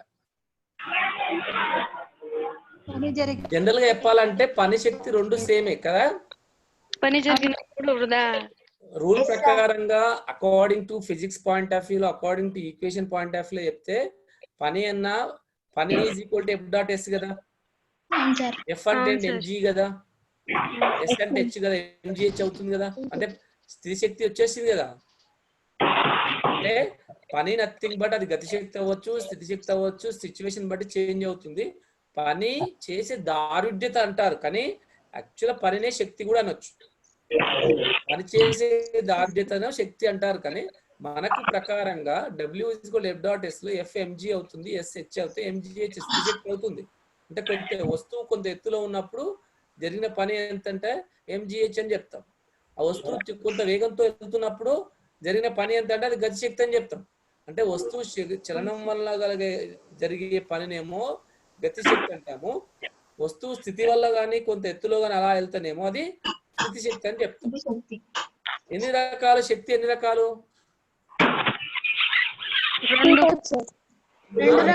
2 సార్. నిజంగానా? గతిజ శక్తి, స్థితిజ శక్తి. అంతే, మనకి ఏ శక్తులు లేవైతే. ఆ ఫ్యాన్ ఎవరిదో తిరుగుతుంది, అక్కడ ఏ శక్తి లేదా? ఫ్యాన్ తిరుగుతుంది, ఒకరి ఇళ్ళల్లో స్టవ్ వెలుగుతా ఉంది, ఇంకొకరి ఇళ్ళలో ఐరన్ చేస్తున్నారు, ఒకరి ఇళ్ళలో లైట్ వస్తుంది, కరెంటు, ఇవన్నీ శక్తులు కావా? మరి అవన్నీ ఏంటివి? శక్తి ఇన్ని రకాలనే లేదు, చాలా రకాలది. అర్థమైంది కదా? మనము ఇక్కడ జనరల్గా ఏంటంటే మెకానికల్ సిస్టమ్ కి, అంటే ఒక వస్తువు మనకి మెకానికల్ వ్యవస్థకి మాత్రం రెండు అలా చెప్పుకుంటాం యాంత్రిక పనిగా. కానీ ఇక్కడ మనకు జనరల్ గా శక్తులు చాలా ఉంటాయి. ఉష్ణ శక్తి, కాంతి శక్తి, విద్యుత్ శక్తి, ఇంకా యాంత్రిక శక్తి, ఇంకా యాంత్రిక శక్తి, యాంత్రిక శక్తులు 2 రకాలు, ఇంకా చాలా రకాల శక్తులు ఉన్నాయి, మనకు తెలియని పేర్లు కూడా ఉన్నాయి. కేంద్రక శక్తి, న్యూక్లియర్ శక్తి, ఇంకేమైనా చెప్పండి. ఘర్షణ శక్తి అనలేము. రసాయన శక్తి, రైట్. రసాయన శక్తి, అయస్కాంత శక్తి, విద్యుత్ శక్తి, సైతిక శక్తి, సైతిక శక్తి అంటారు. సైతిక అంటే అది దీనిలోకి ఘర్షణ ఉంది, శక్తి, సైతిక బలాలు అవి ఘర్షణకి వెళ్ళిపోతున్నాయి. సో ఆ విధంగా మనకు శక్తులు అనేది చాలా ఉన్నాయి బెట. బట్ శక్తికి ప్రమాణాలు అన్నిటికీ సేమ్ రాసుకోవచ్చు, మితి ఫార్ములు అన్నిటికీ సేమ్ రాసుకోవచ్చు. Okay, anyway. సో సామర్థ్యం అంటే పని చేసే దాతృత్వాన్ని సామర్థ్యం. నో, శక్తి అది పని చేసే దారిద్ర్య శక్తి. సామర్థ్యం పని జరిగే రేటునే, పని జరిగే రేటు అంటే కాలం దృష్ట్యా P = W/T లేకపోతే ΔW/ΔT లేకపోతే W/T అంటే కాలం దృష్ట్యా అది ఏ విధంగా మారుతుంది పని అనేది మనకు ఏమంటారు? సామర్థ్యం అంటారు. ఓకే, సామర్థ్యం అంటే అర్థమైందా? సామర్థ్యం = పని బై కాలం లేకపోతే పని జరిగే రేటు అంటాం. dW/dt కూడా రాస్తాం. పని జరిగే రేటు అంటే దానికి జౌల్ ఫర్ సెకండ్. మితి ఫార్ములా ఏంటి? Joule per second. మితి ఫార్ములాస్ యూనిట్స్ మీరు నేను చెప్తేనే కాదు, మీరు ప్రతిదీ ఎక్స్ప్లోర్ అవుతూనే ఉండాలి, టకా టకా టకా. ఓకేనా? రైట్. సో ఇక్కడ క్వశ్చన్స్ వస్తే A = ఒకసారి ఇచ్చాడు, B = ఒకసారి ఇచ్చాడు. 2 లంబంగా ఉంటే ఏ విలువ కనుక్కోనన్న, స్మాల్ ఏ విలువ ఎంత అన్నాడు. 2 సదిశాలు లంబంగా అన్నాడు. ఏ లంబంగా అంటే ఏంది? ఇలా అంటే ఏ ఇదైతే మనకు B ఇది, వాడి మధ్య కోణం ఎంత? 90 డిగ్రీలు అన్నాడు. అవునా? సో మనకు డాట్ ప్రోడక్ట్ ఏం తెలుసు? A.B = cos θ. అవునా? లంబంగా అంటే ఏంది? 90 డిగ్రీలు. 90 డిగ్రీలు సబ్స్టిట్యూట్ చేస్తే ఏమైతుంది? cos 90 0. మనకు రైట్ సైడ్ ఉన్నది మొత్తం 0 అయిపోయింది. అవునా? A.B = ఏంటి ఇప్పుడు? 0. A.B అంటే బిందు లబ్ధం ఏమైంది? 0 అయింది. బిందు లబ్ధం ఎట్లా చేయాలి చెప్పండి? ఇప్పుడు 2 6 I డాట్ I ఏమైతుంది? ఇప్పుడు I డాట్ I ఏమైతుంది? 6 I dot I 1 I dot I 1. అవునా? అందుకే 2I × 3I అంటే ఏం చెప్తారు మీరు? 6I² అంటారా? ఎందుకు? I డాట్ I 1 కాబట్టి I² రాదు, 6. మళ్ళీ 3 × 1 3 J.J 1 కాబట్టి అంతేనా? అలాగే -4A minus into plus minus అవుతుంది కాబట్టి -4A = 0. సో ఇప్పుడు ఈ రెండింటిని కూడితే 9. 9 - 4A = 0. 4A అవుతుంది. A = 9/4. అంతేనా? ఒక క్వశ్చన్ అడిగినా మళ్ళీ ఇప్పుడు క్వశ్చన్ ఏంటంటే దీంట్లోనే ఇప్పుడు నేను ఓన్లీ ఇవే చేసా. ఏది? I డాట్ I ని, J డాట్ J ని, K డాట్ K. ఇప్పుడు నేనేం అడుగుతున్నానంటే 2I × 3J 3I 4K × yeah 4k into k చేసాం. ఈ 3 ఆన్సర్ చెప్పండి. నేను అడిగిన ఆన్సర్ చెప్పాలా? Zero sister. మొత్తం జీరోనా? నేను ఏం చెప్పినా చూడండి. 2i డాట్ ఏం చేసిన j ఇది ఎంత, ఇంకొకటి 3j dot 3i, zero, last the 4 minus 4k dot ak. చెప్పండి ఆన్సర్ ఫస్ట్ ఎవరు చెప్తారు? First zero, second zero, third third the -4a. అర్థమైంది అందరికి? ఎవరికైనా అర్థం కావాలి చెప్పండి. కాదు తలకాయలు ఎట్లుపుతారు అందరు. ఏమైనా అర్థమైంది అందరికి? అర్థమైంది సార్. మీరే అంటున్నారు కాబట్టి మిగతా వాళ్ళు మేము అడిగితే బాగుండదు అని అడగట్లే. వాళ్ళు మీ 5 మెంబర్సే అడుగుతా ఉన్నారు, మిగతా వాళ్ళు ఒక్కరు కూడా డౌట్ అడగట్లేదు. Ashwini yes sir, okay. Yeah I dot J బెటా. ఐ డాట్ జే అంటే వాటి మధ్య కోణం ఎంత ఉంటుంది? వాటి మధ్య కోణం 90 డిగ్రీలు ఉంటుంది కాబట్టి cos 90 ఏమవుతుంది? జీరో కాబట్టి జీరో అవుతుంది ఇక్కడ అట్లా. సో ఆ విధంగా మనకు ఇవి ఈ ఫస్ట్ 2 జీరోలు అవుతాయి. లాస్ట్ దానికి కే డాట్ కే కాబట్టి రెండింటి మధ్యలో జీరో ఉంటుంది కాబట్టి కాస్ 0 1 కాబట్టి కే డాట్ కే 1 అయిపోయి -4 ఇంటూ ఏ -4 అవుతుంది. ఓకేనా? ఓకే. సో ఇంకొక ప్రాబ్లం చూస్తే, ఒక వస్తువు 10 న్యూటన్ల బల ప్రభావం వలన 20 మీటర్ల దూరం జరిగింది. ఇంత బలం ప్రయోగిస్తే ఇప్పుడు ఒక బ్లాక్ తీసుకొని దాని మీద బలం ప్రయోగించా, 10 న్యూటన్స్ బలం ప్రయోగించా. దాని ఎంత దూరం వెళ్ళిందంటే 20 మీటర్లు వెళ్ళింది. ఓకే. అయితే అక్కడ జరిగిన పని ఇచ్చాడు. జరిగిన పని ఎంత? 100 జౌల్స్ అయితే వాటి మధ్య కోణం ఎంత? అంటే ఈ బలము, సపోజ్ బలం ఇది అనుకుంటే, స్థానభ్రంశం ఇది అనుకుంటే, వాటి మధ్య కోణం ఎంత చెప్పండి. తెలుసు కదా మనకు, పని is equal to F dot yes. అప్పుడు ఏమవుతుంది? ఎఫ్ఎస్ కాస్ట్ ఇటే కదా.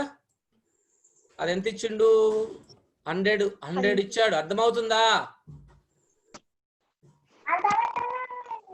పని is equal to F dot yes, FS cost ఇట. పని ఎంత ఇచ్చిండు? 100 జౌల్స్. అప్పుడు ఈ రెండింటి నుంచి ఏమొస్తుంది? సారీ. సో ఇక్కడ ఎఫ్ ఎంత ఇచ్చిండానా? 10. దూరం ఎంత ఇచ్చిండు? 20 ఇంటూ కాస్ట్ ఇటే కదా. దాని ఈజ్ ఈక్వల్ టు పని ఎంత వచ్చింది? ఎంత ఇచ్చిండు? 100. 100. ఈ 2 సున్నాలకి ఈ 2 సున్నాలు క్యాన్సిల్ చేయొచ్చు కదా. అప్పుడు ఏమైతుంది? ఇక్కడ కాస్ట్ ఇటా ఈజ్ ఈక్వల్ టు అవతల సైడ్ 1 ఉంది, ఇక్కడ 2 ఉంది, కిందికి వస్తే 2 వస్తుంది. 1/2. కాస్ లో 1/2 ఎప్పుడు అవుతుంది? 60 డిగ్రీస్ కదా. కాస్ లో 60 అయిన కాస్ లో ఇక్కడ టీటా దగ్గర 60 పెడితే అది 1/2. sin 60 ఎంత అమ్మా? అయిపోయింది అంతే. నేను చెప్తే గానీ ఆన్సర్ రాదు అంతే. sin 60 ఎంత అమ్మా అంటే ఇట్లా అంటున్నారు తలకాయ. మీకు మ్యాథ్స్ ఇలా ఇష్టమ్మా? sin 60 వామ్మో. మీ వామ్మో సార్, అశ్విన్ సార్, వీళ్ళకి మ్యాథ్స్ క్లాసులు కావాలి సార్. √3/2 కరెక్టే గానీ ఏంటి నాన్న ఇంత స్లో అయితే? Very bad. వీలుంటే నేను మ్యాథ్స్ ఒక్క క్లాస్ ట్రిగ్నామెట్రీ ఒక్క క్లాస్ వీలుంటే తీసుకుంటాను బేట. వీలుంటే ఐ గెస్ ఒకవేళ టైం పర్మిట్ అయితే నెక్స్ట్ క్లాస్ నాకు ఫిజిక్స్ ఏం తీసుకోను ఇంకా. ఇన్ కేస్ తీసుకుంటే ఫిజిక్స్ క్లాస్ చెప్పాలని ఉంది. అంటే ట్రిగ్నామెట్రీ మ్యాథ్స్ క్లాస్. ట్రిగ్నామెట్రీ ఎంత ఈజీ చేయాలి, 1 డేలో ఎట్లా నేర్చుకోవాలి మొత్తం. సో అది కొంచెం అంటే ఇఫ్ దే డోంట్ మైండ్, అంటే మ్యాథ్స్ వాళ్ళు కాంప్లికేషన్ రాకపోతే I can definitely teach that because it's very important for physics. Yes నాన్న, √3/2 వెరీ ఈజీ టు రిమెంబర్ నాన్న. అవి సరే okay. Anyway that's not my subject anyway. కానీ ఇంత ఉండదు నాన్న, అసలు లైఫ్ లో ఈ చిన్న దాన్ని మర్చిపోతే ఎట్లా మీరు?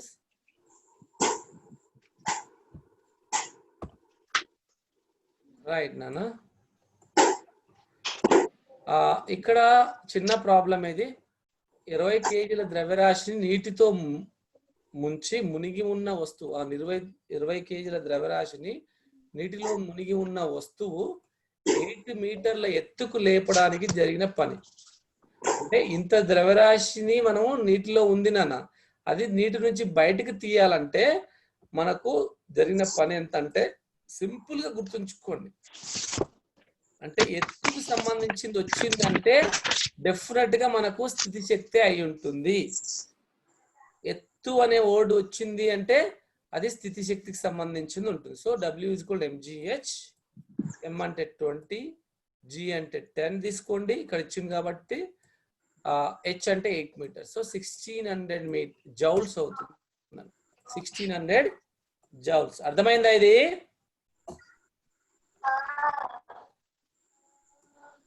హలో స్టూడెంట్స్, సైంటిస్ట్, యంగ్ సైంటిస్టులు అందరూ మీరే.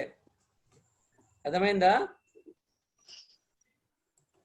ఇంత ద్రవ్యరాశిలో నీటిలో మునిగి ఉన్నదాన్ని బయటికి ఇంత ఎత్తులో కాబట్టి ఎత్తు అనగానే ఎమ్మడ బ్రెయిన్ కి షార్ప్ రావాలి. ఎంజిహెచ్ అంటే ఏముంది, ఫార్ములా అయిపోయింది అంతే. Very good.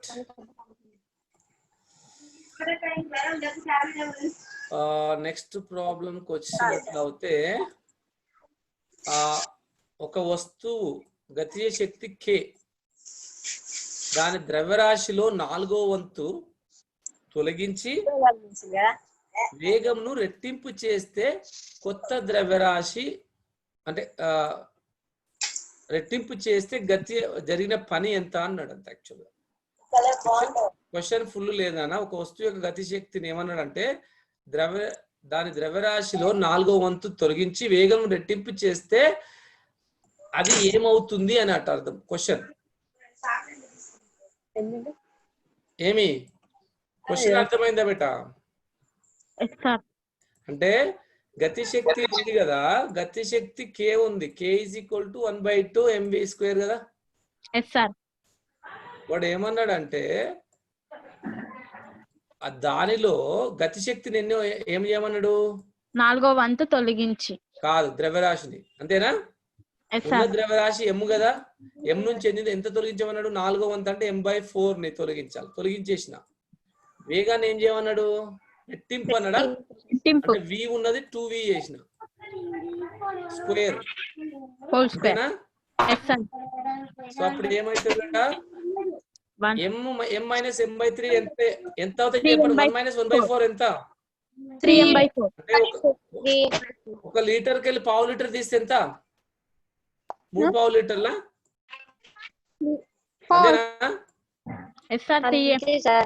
ఒక లీటర్ కెళ్ళి పావు లీటర్ అంటే 1000 లకెళ్ళి 250 తీస్తే 750 కదా. అందుకే 3/4 అంటాం. సో 3/4 m వచ్చింది. 1/2 into 3m/4 4m. ఇది 4 into 4 v² into 4 v². ఈ 4 క్యాన్సిల్. సో ఇంకా మిగిలింది ఎంత ఉంది? Only 3/2 mv². సో 1/2 mv² అట్లే ఉంచాలి. అది ఆ 1/2 mv² అనేది ఏంటిది? గతిశక్తి సూత్రం కదా, కాబట్టి 3k అవుతుంది. ఎంత అవుతుంది? 3k అయింది. ఇదే కాకుండా ఇంకా డిఫరెంట్ క్వశ్చన్స్ అడగొచ్చు. అడగనా? ఇప్పుడు చెప్పండి. ద్రవ్యరాశిని 3 వంతులు తగ్గిస్తే ద్రవ్యరాశిని 3 3 వంతులు. వంతులు తగ్గించి వేగాన్ని 2 వంతులు జరిగిన ఫైనల్ గతి శక్తి ఎంత? ఏంది సార్ మళ్ళీ? ద్రవ్యరాశిని 3 వంతులు తొలగించిన వేగాన్ని 2 వంతులు పెంచిన అంటే 2 times అయింది. 2 times ఇంక్రీజ్. ఇదేమో 3 వంతులు తగ్గించిన, ఇది 2 వంతులు పెంచిన. So what happen?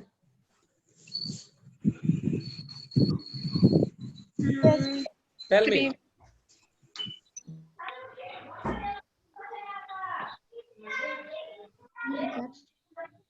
లేకపోతే 3 వంతులు చేయండి, మళ్ళీ సేమ్ డిఫరెంట్. 2 ఎందుకు 3 తీసుకున్నాను, వేగం 3 times. వేగం ఏమన్నాడు 3 times తీసుకోండి. అర్థమైందనా? వేగం ఏమో 3 times, ఇది 3, ఇది 3 వంతులు తగ్గించాం, ఇది 3 వంతులు పెంచాం. అప్పుడు చెప్పండి. మీరు ఇక్కడ ఆన్సర్లు ఉంటే టక్క టక్క టక్క చెప్పేస్తారు కదా.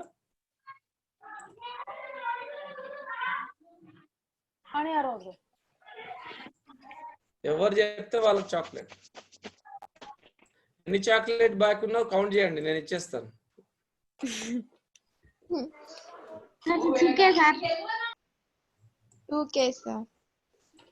ఎంత? ఎవరు ఆన్సర్ చెప్పి ఎవరన్నా చూద్దాం.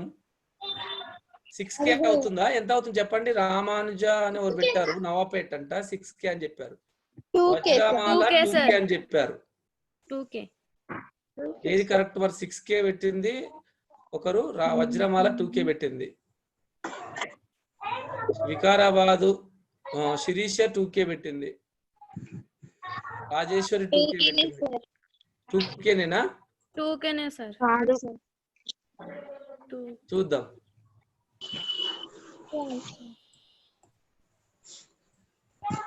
ఎన్ని వంతులు?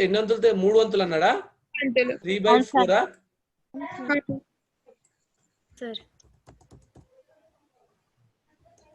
3/4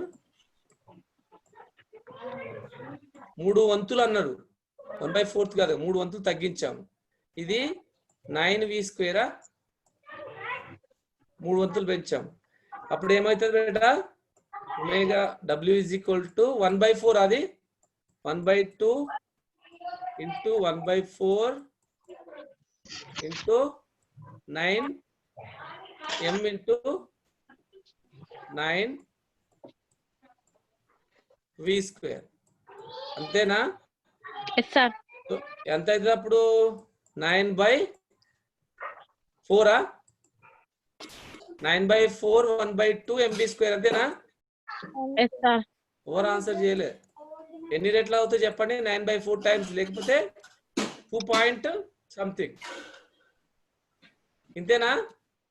9/4 times చేంజ్ అవుతుంది అన్న. సార్ నాకు 9/4 వచ్చింది. ఎవరు పేరు? 9/4 వస్తే ఎవరు పెట్టలేదు. నాకు స్టార్ట్ బాక్స్ లో అందరు 2Kలే పెట్టారు. సార్ నేను పెట్టలేను, వాళ్ళందరూ 2K అని పెడతారు తప్ప. వాళ్ళు పెడితే నువ్వు చేంజ్ అవుతావేంది? నీది నీకు ఉండాలి కమ్మా. వాళ్ళు పెడితే నేను చేంజ్ అయినట్టు అట్లా ఉండదు కదా. ఓకే, సో ఇలా మార్చి ఇస్తే కూడా మీరు చేయగలగాలి నాన్న. ఇప్పుడు పోల్లో కూడా అట్లా చేంజ్ చేస్తారు. వాళ్ళు పోల్ చేసి ఏదో చేంజ్ చేస్తారు, అప్పుడు చూద్దాం ఎంతవరకు చేస్తారు. ఓకే, ఇంకా ఇక్కడ ఈజీ ప్రాబ్లం కాబట్టి చేసేస్తారు. ఇది 2013 ఎంసెట్ అంటే ఇది ఈజీగానే ఉంది, పెద్ద కష్టమేం కాదు నాన్న, చేయగలుగుతారు కదా. బలం ఇచ్చిండు, స్థానభ్రంశం ఇచ్చిండు, జరిగిన పని అన్నాడు. ఏముంది మనకు? 2 × 3 6, -1 × 2 -2, -1 × -5 +5. 6 లెక్కలు 2 పోతే 4, 4 5 9. So easy.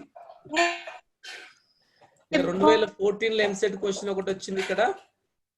ఏంటంటే 300 kgల, సారీ గ్రామ్ కాదు ఇది, కేజీ, కేజీ, ఇది కేజీల ద్రవ్యరాశి గలకు వస్తూ 30 డిగ్రీల కోణం చేస్తున్న సన్నని తల పైన 10 మీటర్ల దూరం చెల్లించిన జరిగిన పని ఎంత? అయితే ఇక్కడ మనం ఏం చేస్తూ ఉన్నానంటే ఇట్లా ఉంది, ఇది ఇలా ఉంది. థీటా ఎంత ఇచ్చిందంటే థీటా ఇది, దీని మీదంగా మనకు బ్లాక్ చెల్లిస్తా ఉంది. ఓకే, సో అలాంటప్పుడు ఇక్కడ ఎంజిఎల్ ఇక్కడ బాస్ ఎం కాబట్టి ఎల్ పొడవు ఉంది, ఇది పొడవు ఎంత ఎల్ కాబట్టి అప్పుడు బలం ఎంత అవుతుంది అంటే F is equal to MGL అంటే ఎఫ్ ఇంటూ ఎంజి డబ్ల్యూ అనేది బలము పని is equal to F dot S కదా, F okay no F dot S చేయలేము ఇక్కడ, ఎఫ్ డాట్ ఎస్ఏ. బట్ ఇక్కడ తీసుకునేది ఏంటంటే సైన్ థీటా ఎందుకు తీసుకుంటున్నాం సార్ అంటే చెప్తాను. ఎంజీ ఇది ఇక్కడ మనకు ఈ కాంపోనెంట్ మనకు కావాల్సింది ఏంది, వర్టికల్ కాంపోనెంట్ తీసుకోవాలి. అంటే హారిజాంటల్ స్థానభ్రంశం ఏంది, హారిజాంటల్ కాంపోనెంట్ కావాలి. హారిజాంటల్ కాంపోనెంట్ ఏమవుతుంది ఇప్పుడు ఇక్కడ సైన్ థీటా అవుతుందా, సైన్ థీటా అవుతుందా కాస్ థీటా అవుతుందా నాన్న? Sine theta sir. ఎందుకు ఇలా ఉంది, ఇది థీటా, ఇది ఇప్పుడు ఇక్కడ బ్లాక్ ఉంది, ఇది ఎంజీ. ఈ కాంపోనెంట్ ఏమైతుంది అప్పుడు దీన్ని మనం ఏం చేస్తాం, రెండు కాంపోనెంట్ గా వేస్తాం, ఎంజీ సైన్ ఇది ఎల్లు మొత్తము ఎల్లు. అప్పుడు ఏమైతుంది, ఈ కాంపోనెంట్ రెండు కాంపోనెంట్ గా విడిపోవాలి. ఇది ఒకటి లంబాంశం, ఒకటి సమాంతరాంశము. సో ఇక్కడ ఏమైతుంది అంటే ఎంజిఎల్ అవుతుంది, ఎంజిఎల్ సైన్ థీటా అవుతుంది. సైన్ థీటా దీనికి సైన్ థీటా కాంపోనెంట్ తీసుకుంటే sine theta is equal to ఏమైతుంది, sine theta is equal to ఏమైతే చెప్పండి, ఇది అన్నోన్ అనుకుంటే ఇది ఒక ఏబి అనుకుంటే ఏబి బై ఏది ఎదుటి భుజమా, ఎదుటి భుజం బై ఎదుటి భుజం అంటే ఇది అవుతుంది మరి కదా, బై కర్ణం కదా, కర్ణం అంటే ఎల్లు, కర్ణం అంటే ఎల్లు. సో అప్పుడు ఏమవుతుంది అంటే ఎల్ సైన్ థీటా, బలముడు ఉంది కాబట్టి ఎఫ్ ఉంది కాబట్టి ఎఫ్ఎల్ సైన్ థీటా అవుతుంది. So MG sine theta L అవుతుంది, ఎంజిఎల్ సైన్ థీటా అవుతుంది. సో అప్పుడు ఏంటంటే ఎం వాల్యూ తెలుసు, జీ వాల్యూ తెలుసు, ఎల్ వాల్యూ ఇచ్చాడా 10 మీటర్లు అన్నాడు. సో థీటా ఇచ్చాడు, సో ఎం అంటే 300, జీ 10 తీసుకున్నాడు, ఎల్ 10 ఇచ్చాడు, సైన్ 30 అంటే 1/2 మొత్తం చేస్తే 15,000 లేకపోతే 15 కిలో జౌల్ అని కూడా రాయొచ్చు. ఓకేనా? ఏమి సౌండ్ లేదు, సౌండ్ పోయింది,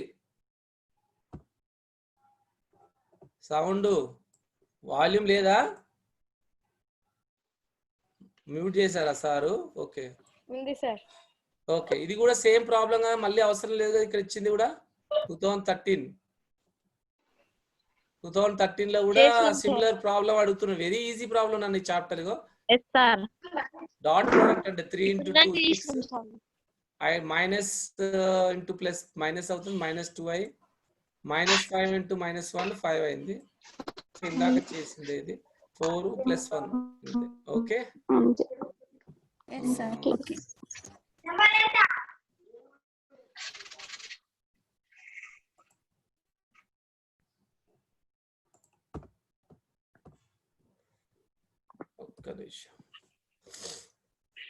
ఇక్కడ ఏంటంటే అయిపోతాం కొంచెం ఫీడ్ ఇక్కడ ఎంత ఇచ్చిందనంటే విరామ స్థితిలో రెండు క్వశ్చన్లు వస్తాయి బెట. ఇక్కడ విరామ స్థితిలో ఉన్న బంతి ఇంత ఎత్తు నుంచి వదిలారు బెట, ఇంత ఎత్తు నుంచి వదిలారు అంటే 12 మీటర్ల ఎత్తు నుంచి. అది భూమిని తాకి 25% గతి శక్తిని కోల్పోయినా అది తిరిగి ఎంత, ఒక బాల్ ఉంది బెట, ఇట్లా ఒక బంతి ఇలా వచ్చి మళ్ళీ పైకి ఎగిరింది కదా, ఇక్కడ ఎంత కోల్పోయింది అంటే గతి శక్తి 25% గతి శక్తి కోల్పోయినా మళ్ళా ఎత్తుకి ఎదిగింది. ఎత్తుకి ఇది 12 మీటర్స్ ఎత్తు, ఇంత ఎత్తుకి ఎదిగినా అప్పుడు ఆ హెచ్ విలువ ఎంత అంటుంది బెట, ఎంత ఎత్తుకి ఎదుగుతుంది అనేది హెచ్ వాల్యూ అడుగుతుంది. ఇలాంటి క్వశ్చన్ చాలా రిపీటెడ్ బెట. సో మనకు గతి శక్తి కోల్పోయింది అన్నాడు అంటే ఫస్ట్ ఎత్తులో ఉన్నప్పుడు ఉండే శక్తి ఏముంటుంది చెప్పండి. ఇప్పుడు కాదు నాన్న, ఇక్కడ ఉన్నాం నాన్న, ఏ దగ్గర ఉన్నాం అవునా, ఏకెళ్ళి మళ్ళీ ఇక్కడ బీకి మీద భూమి మీదకి వేస్తే ఏమైంది, తిరిగి అది వెనక్కి వెళ్ళిపోయిందా, బి దగ్గరకు వచ్చింది. అంటే ఈ ఎత్తు హెచ్ అనుకుంటున్నాం, స్మాల్ హెచ్, ఇదేమో 12 నాన్న. ఇక్కడ ఉన్నప్పుడు శక్తి ఏది ఉంటుంది చెప్పండి, ఏ దగ్గర, ఎంజిహెచ్ కదా, స్థితి శక్తే కదా ఉండేది. అది ఏమన్నాడు, భూమిని తగిలినప్పుడు ఎంత అన్నాడు, 25% గతి శక్తి కోల్పోయింది. అంటే ఇంకెంత స్థితి శక్తి ఉంటుంది, 75%. 75%. అంటే దాన్ని 75/100 అని కూడా రాసుకోవచ్చు. Into MGH into MGH. MG cancel కదా. సో ఇప్పుడు హెచ్ విలువ ఎంత అవుతుంది అప్పుడు, 100/7. ఇప్పుడు ఎంత అవుతుంది, 0.75. అంతే కదా. సో దీన్ని మనము చేస్తే ఎంజీ ఒక హెచ్ ఎంత, ఇది ఎంజిహెచ్, ఇది హెచ్ వచ్చింది కదమ్మా, ఇది 12 అవుతుంది. ఒక 12 is equal to 75/100 into H. So H is equal to మనకు 12 into 100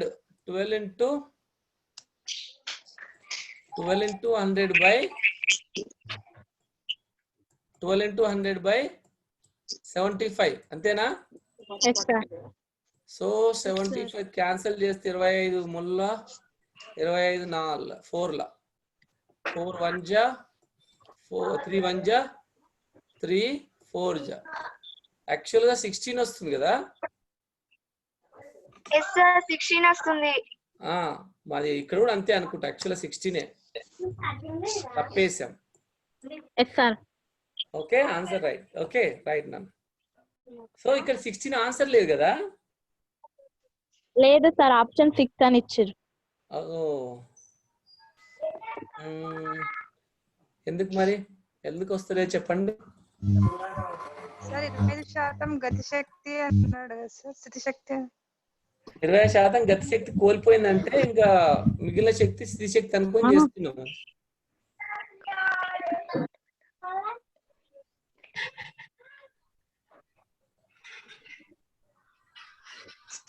Anyone, any suggestions?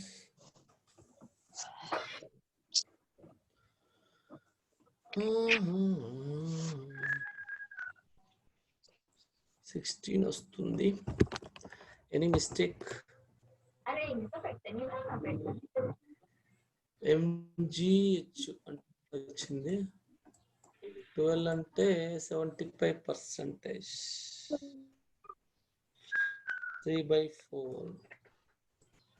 3/4 H.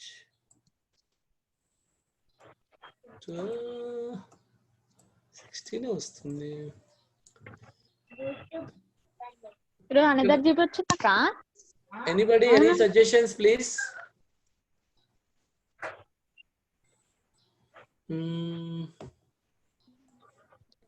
ఏం యూజువల్ గానే నిన్న మన రాలే. నానే ఎవరు మాట్లాడదని చెప్పానా, don't speak anyone here, don't discuss guys. అంటే మీలో మీరు డిస్కస్ చేయడం కాదు కదా. Yeah, don't discuss it. So you can check this problem. I think it should be right. Okay,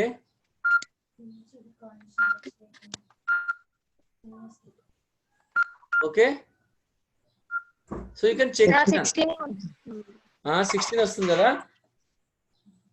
అవును సార్, 6 తప్పు పడ్డాడు. Will see. ఐ థింక్ ఇది మేబీ ప్రింటింగ్ మిస్టేక్ అని అనుకుంటున్నా. నాకున్న అంటే నాలెడ్జ్ ప్రకారంగా మనం తప్పు చేయలేదే అనిపిస్తుంది.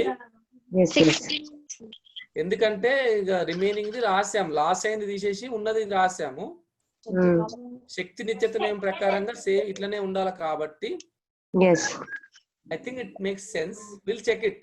ఒకవేళ ఇన్ కేస్ ఏమైనా ఉంటే నాకు మెసేజ్ పెట్టండి గ్రూప్ లో, will discuss it. Okay okay sir. Right. Thank you. Time ఉందా మనకి ఇంకా? ఇస్ ఇట్ 10 minutes ఉన్నట్టుంది కదా? Okay, we'll have one or two more problems ఉన్నాయేమో. ఓకే, ఇది ఒక పవర్ రిలేటెడ్ ప్రాబ్లం ఒకటి ఉంది.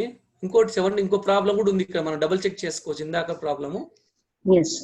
Right. So yeah, will discuss this one. This ఇంత బలం నాన్న 6i + 6j + 4k న్యూటన్ అనే బలము 5 సెకండ్ల పాటు ఒక వస్తువు మీద పని చేయడం వల్ల దాని స్థానభ్రంశం అయితే సామర్థ్యం ఎంత?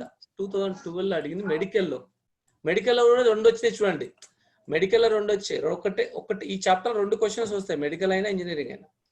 ఈ 2 కూడా మెడికల్ క్వశ్చన్స్. ఈ ఫస్ట్ అయితే చాలా easy. Power is equal to, సామర్థ్యం ఈజ్ ఈక్వల్ టు పని బై కాలం. పని అంటే మనం ఆల్రెడీ ఇంతకుముందు F.SA, ఇది అందరికీ తెలుసు కాబట్టి 6×5 = 30 ప్లస్ 6×3 = 18, 4×4 = 16 మైనస్ అవుతుంది, ఎందుకంటే ఇక్కడ మైనస్ ప్లస్ ఉంది కాబట్టి. బై 5 సెకండ్లు అంటే 5 వచ్చింది. మొత్తం చేస్తే మనకు 6.4 వాట్స్ వస్తుంది. అంత అర్థమైందిగా ఇది? ఓకే, కింది ప్రాబ్లం ఒక్కసారి చూద్దాం. Similar problem that we did before. విరామ స్థితిలో ఉన్న ఒక బంతి 20 మీటర్ల ఎత్తు నుంచి వదిలారు. అది నేలను ఢీకొన్నప్పుడు 30% శక్తిని కోల్పోయినా తిరిగి పైకి ఎగిరేసింది. అయితే ఎగిరిన ఎత్తు ఎంత? సేమ్ ఆల్మోస్ట్ కదా. So mgh is equal to 70%. 30% కోల్పోతే ఎంత మిగులుతుంది? ఇంకా 70 సార్. 70% అని రాసాం. mg cancel. సో h ఎంత ఇచ్చిండు? 20 ఈజ్ ఈక్వల్ టు 70% కాబట్టి 70/100 అనుకుంటే ఈ h కనుక్కోవాలి, అంతే కదా మనం. ఈ 0 క్యాన్సల్. 200/7 అంతేనా? 14 వచ్చింది సార్. 14 వస్తుందా? 14 వచ్చింది. mg cancel. సో ఇక్కడ మిగిలింది ఎంత? 20 meters is equal to 70 into 20. ఎందుకు వచ్చిందని 20 ఏంటి? ఓ రైట్. ఇక్కడ h ఏమన్నాడు ఒక్కసారి చూద్దాం. విరామస్తున్న బంతి ఇంత ఎత్తు నుంచి వదిలారు. ఓహో, ఐ థింక్ మనం అక్కడ మిస్టేక్ చేసాం నాన్న. సార్ బై 100 చేయలే. అయినా కూడా విరామ స్థితిలో ఉన్న ఒక బంతిని 20 మీటర్ల ఎత్తు నుంచి వదిలారు. వదిలినప్పుడు ఆ హైట్ మనకు యాక్చువల్గా 20 మీటర్లు. ఇక్కడ తిరిగి మళ్ళీ పైకి వెళ్ళింది. ఈ హైట్ ఫైండ్ అవుట్ చేయమన్నాడు. సో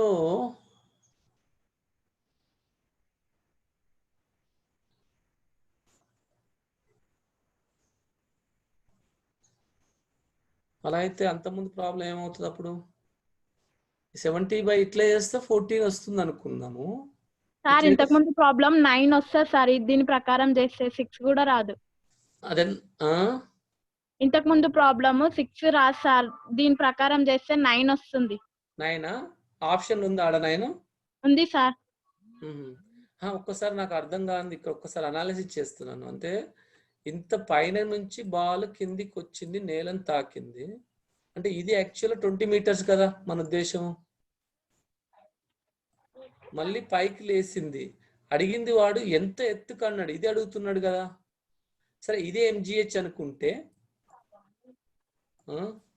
ఇది ఇక్కడ 70% ఇక్కడ తాకిన తర్వాత కదా.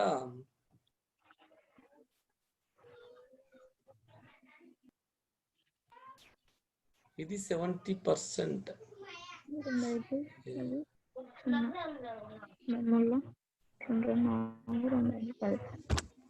అయితే 1 మైనస్ ఇది mgh అనుకుంటే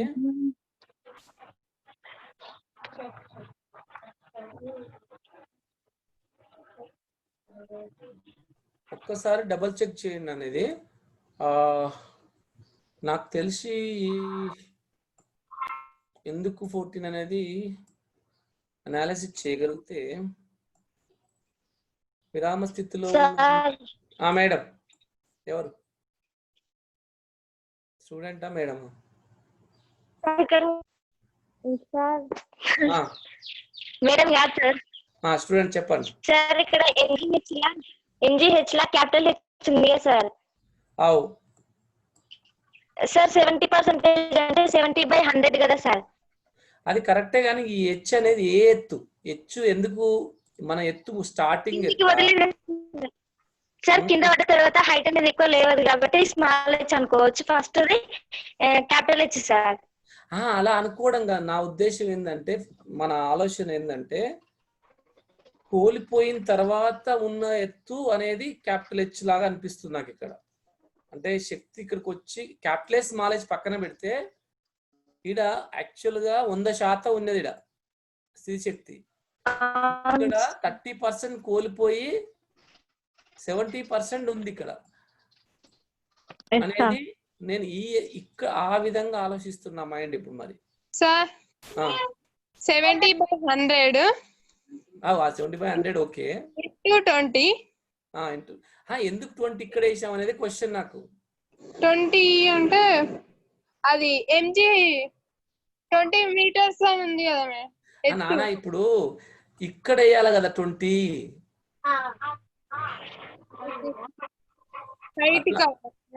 ఇప్పుడు మనకు ఎత్తు అనేది స్టార్టింగ్ ఎత్తు ఇది కదా. అంటే MGH లో అనేది ఈ స్మాల్ ఇక్కడ ఇంత ఉన్న శక్తి అనేది కోల్పోయి 20% MGH గా మారింది. అంటే ఈ హెచ్ అనేది ఇచ్చింది 20 సెంటీమీటర్లు అనేది నేనంట 20 మీటర్లు. Okay sir.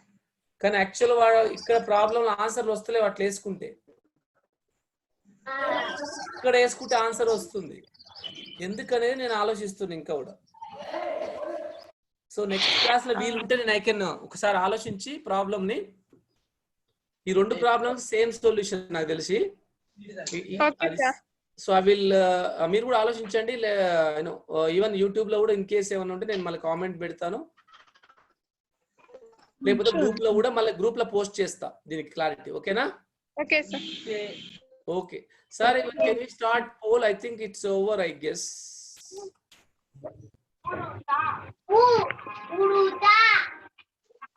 ఇంకా ఇక్కడ కొన్ని ప్రాబ్లమ్స్ ఉన్నాయి నాన్న, ఇవి మీరు చేయండి.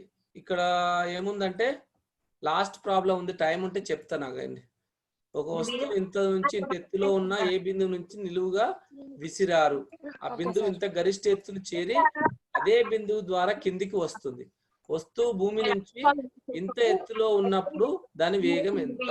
2013 లో కూడా 2 వచ్చాయి చూడండి మెడికల్. సో ఇక్కడ ఏంటంటే నాన్న, వస్తువు భూమి నుంచి 125 సెంటీమీటర్ల ఎత్తులో ఉంది. అంటే MGH = ఇక్కడ ఏమని అది కిందికి విసిరే ఎత్తులో ఉన్న నుంచి నిలువుగా విసిరారు. అది భూమి నుంచి ఇంత ఎత్తుకు చేరి, అంటే ఇక్కడికి వెళ్ళి విసిరితే భూమి నుంచి కొంత ఎత్తుకు చేరి అదే బిందువు ఏ ద్వారా కిందికి వస్తుంది. ఆ వస్తువు భూమి నుంచి 70 మీటర్ల ఎత్తులో ఉంది. ఇది మనం శక్తి నిత్యత నియమం నాన్న, శక్తి నిత్యత నియమం తెలుసు కదా. ఇప్పుడు ఈ దూరం ఇది ఉంది, ఇది తెలుసు మనకు. మొత్తము ఎత్తు ఇచ్చాడు 125, అవునా? వస్తువు భూమి నుంచి 125 ఎత్తులో ఉన్న ఏ బిందువు నుంచి ఏ నుంచి వేశారు. అది భూమి నుంచి 250 మీటర్ల ఎత్తులో గరిష్ట ఎత్తు చేరింది. అంటే ఇక్కడ 250.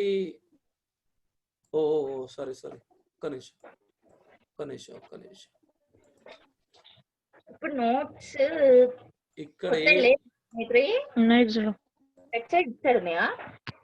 రైట్. సో వస్తువు 120 సెంటీమీటర్ల ఎత్తులో ఉన్న ఒక ఏ బిందువు తీసుకుంటాం. 125 మీటర్స్ రైట్. నిలువుగా విసిరాడు. ఇక్కడికి వెళ్ళి నిలువుగా విసిరితే అది ఇక్కడ దాకా వెళ్ళింది.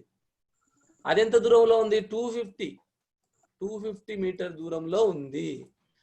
అదే బిందువు ఏ ద్వారా కిందికి వస్తుంది. మళ్ళీ వస్తువు భూమి నుంచి 70 మీటర్ల ఎత్తులో ఉన్నప్పుడు మళ్ళా అదే కిందికి వస్తుంటే 70 మీటర్ దగ్గర ఉన్నప్పుడు దాని వేగం ఎంత అన్నాడు. ఇది కొంచెం డిఫికల్ట్ గా ఆలోచించాలి, బట్ ఇక్కడ ఏం లేదు. శక్తి నిత్యత నియమ సూత్రం వేసుకుంటే అయిపోతుంది. First mgh is equal to mgh into 1/2 mv². Okay, ఇక్కడ ఎమ్ములు అన్ని క్యాన్సిల్ అయిపోతాయి బిడ్డ, మాస్ సేమ్ కాబట్టి. Okay, so v²/2 is equal to, ఇది సైడ్ తీసుకురండి, g కామన్ వస్తుంది బిడ్డ, h మైనస్ h, టోటల్ ఎంత 250 మైనస్ వాడు అడిగింది 70 దగ్గర కాబట్టి 250 మైనస్ 70, అది ఎంత వస్తుంది మనకు 180 వస్తుంది. 180 into 10 అవుతుంది, 3600 వస్తుంది. స్క్వేర్ చేస్తే అది 60 వస్తుంది. ఓకేనా? Okay sir. ఇది ఒకటి ఇంపార్టెంట్. ఇది కూడా చూడండి, 300 kg ద్రవ్యరాశి గల వస్తువు 30 డిగ్రీల కోణం చేస్తున్నా సన్నంత, ఇది ఆల్రెడీ చేసాం బేట, this is already done, so don't worry.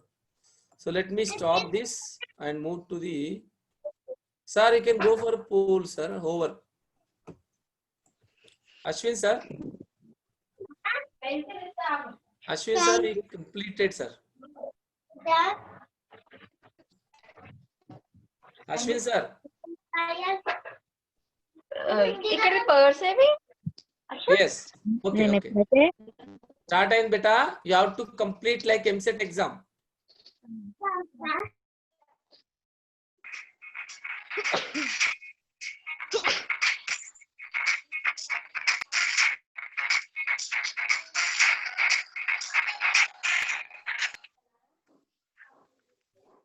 Hello, సరళాత్మక చలనం చేస్తున్న వ్యవస్థకు తప్పనిసరిగా ఉండాల్సిన జడత్వమా, పునఃస్థాపక బలమా, పునఃస్థాపక బలం జడత్వమా, బాహ్య బలమా, అది అర్థం చేసుకోవాలి బేట.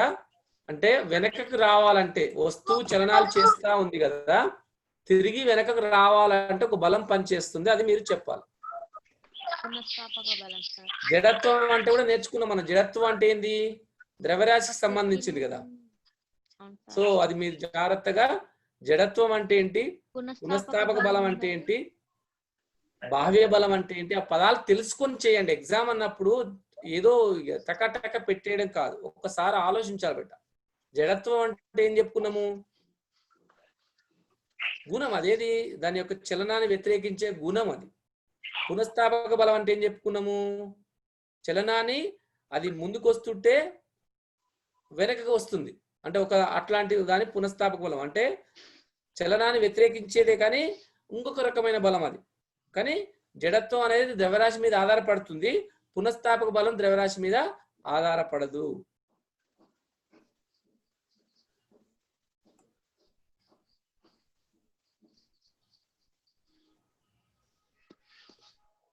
ఇప్పుడు సరళాత్మక చలనానికి మనకు ఎటువంటి, అంటే చూడండి, ఇంకా నేను అంతే క్లూస్ ఇస్తే మీరు 3 క్వశ్చన్ 4 చాలా క్వశ్చన్స్ ఇచ్చారు. Complete sir.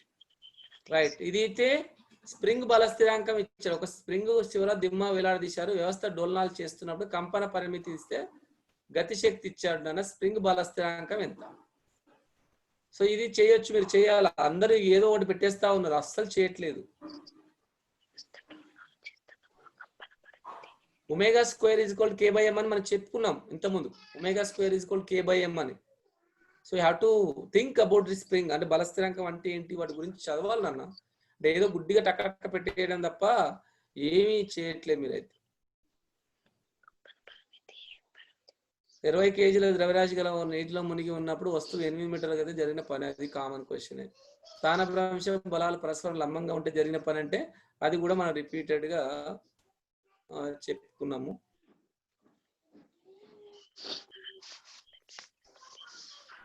సెవెంటీన్ మెంబర్సే పెట్టారు ఇప్పటికి. I don't understand what. Time అయిపోతుంది, ఫాస్ట్. కొంచెం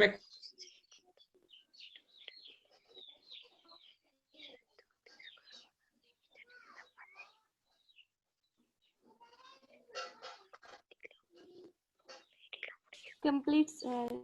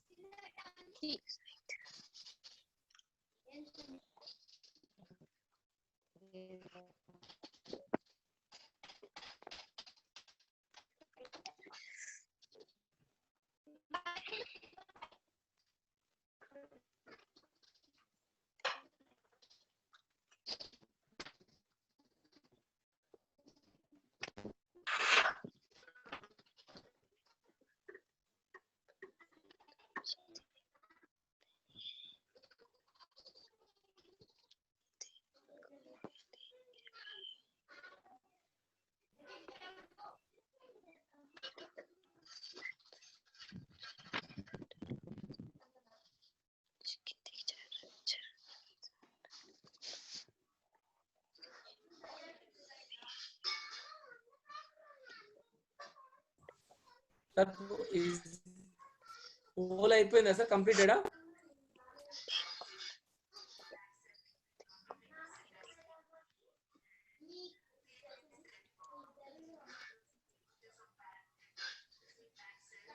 I cannot see any, I don't know. Oh, why I can see these things?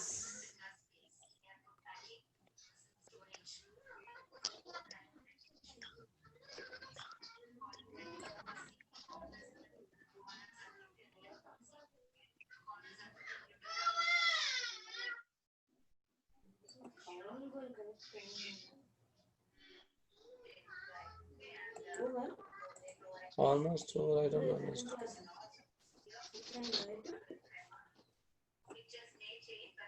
Forty-two responses.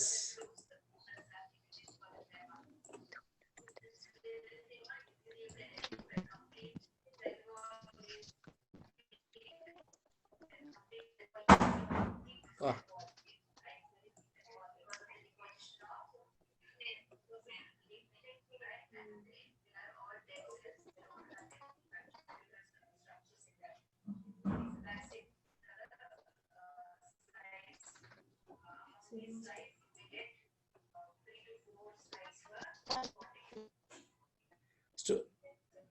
Students అందరూ పెట్టాలన్న మెసేజ్ పెట్టాలి తొందరగా. Fast you have to answer fast.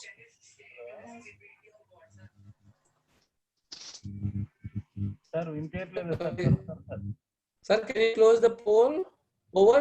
Can you share? Completed. Student. Yeah, exam is, yeah. 70% first question. పూర్తి అర్థమైంది. Okay. Okay. Right. సరళాత్మక చలనం చేస్తున్న వ్యవస్థ తప్పనిసరిగా ఉండాల్సింది పునఃస్థాపక బలము. అన్ని ఆప్షన్లు ఇచ్చేసారు మనం. ఎందుకు నాన్న జడత్వం అంటే ఇక్కడ జడత్వం కాన్సెప్ట్ ఏడు వచ్చింది బిడ్డ, మనం చెప్పుకున్నావా? చెప్పుకోలే కదా. అది బ్యాక్ తీసుకురావడానికి నాన్న పునఃస్థాపక బలము. ఇది డైరెక్ట్ గా ఇప్పుడు మీకు ఇక్కడనే వస్తుంది కదా, ఒమేగా స్క్వేర్ k/m కదా. ఏమన్నాడు ఇక్కడ? స్ప్రింగ్ ఈ ఫిఫ్త్ క్వశ్చన్ చూసినట్టు అయితే ఫిఫ్త్ క్వశ్చన్ ఏమన్నారు? ఒక స్ప్రింగ్ చివర ఒక దిమ్మను వేలాడదీశారు. వ్యవస్థ డోలనాలు చేస్తున్నాం, కంపన పరిమితి ఇచ్చారు, గతియ శక్తి ఇచ్చారు, స్ప్రింగ్ బల స్థిరాంకం కావాలి. సో మనకి ఎలా చేస్తాము? జనరల్ గా మనకు omega square is equal to k/m కదా. Omega square is equal to k/m. గతియ శక్తి ఇచ్చారు ఇక్కడ. గతియ శక్తి is equal to omega. Okay, W is equal to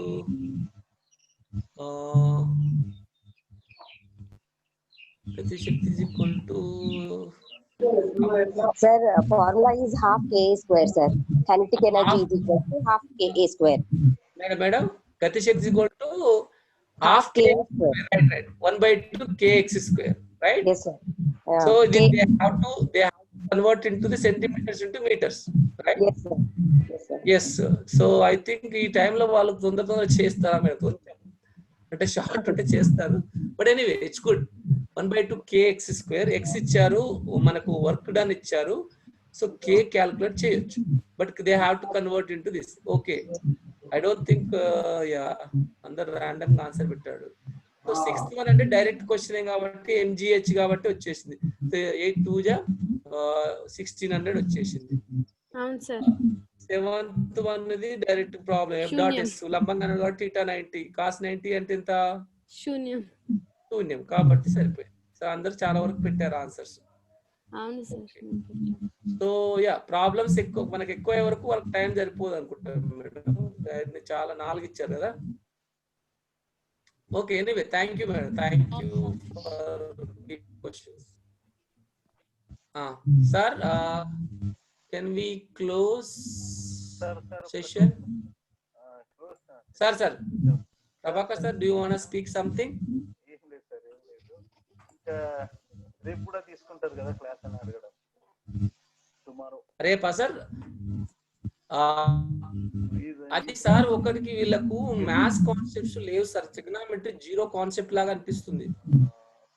కొంచెం ఆ బేసిక్స్ చెప్తాను సార్ రేపు. అది చాలా పూర్ అనిపిస్తుంది సార్ అసలు. అంటే కాంట్ ఈవెన్ టెల్ ఎనీథింగ్ అంటే బేసిక్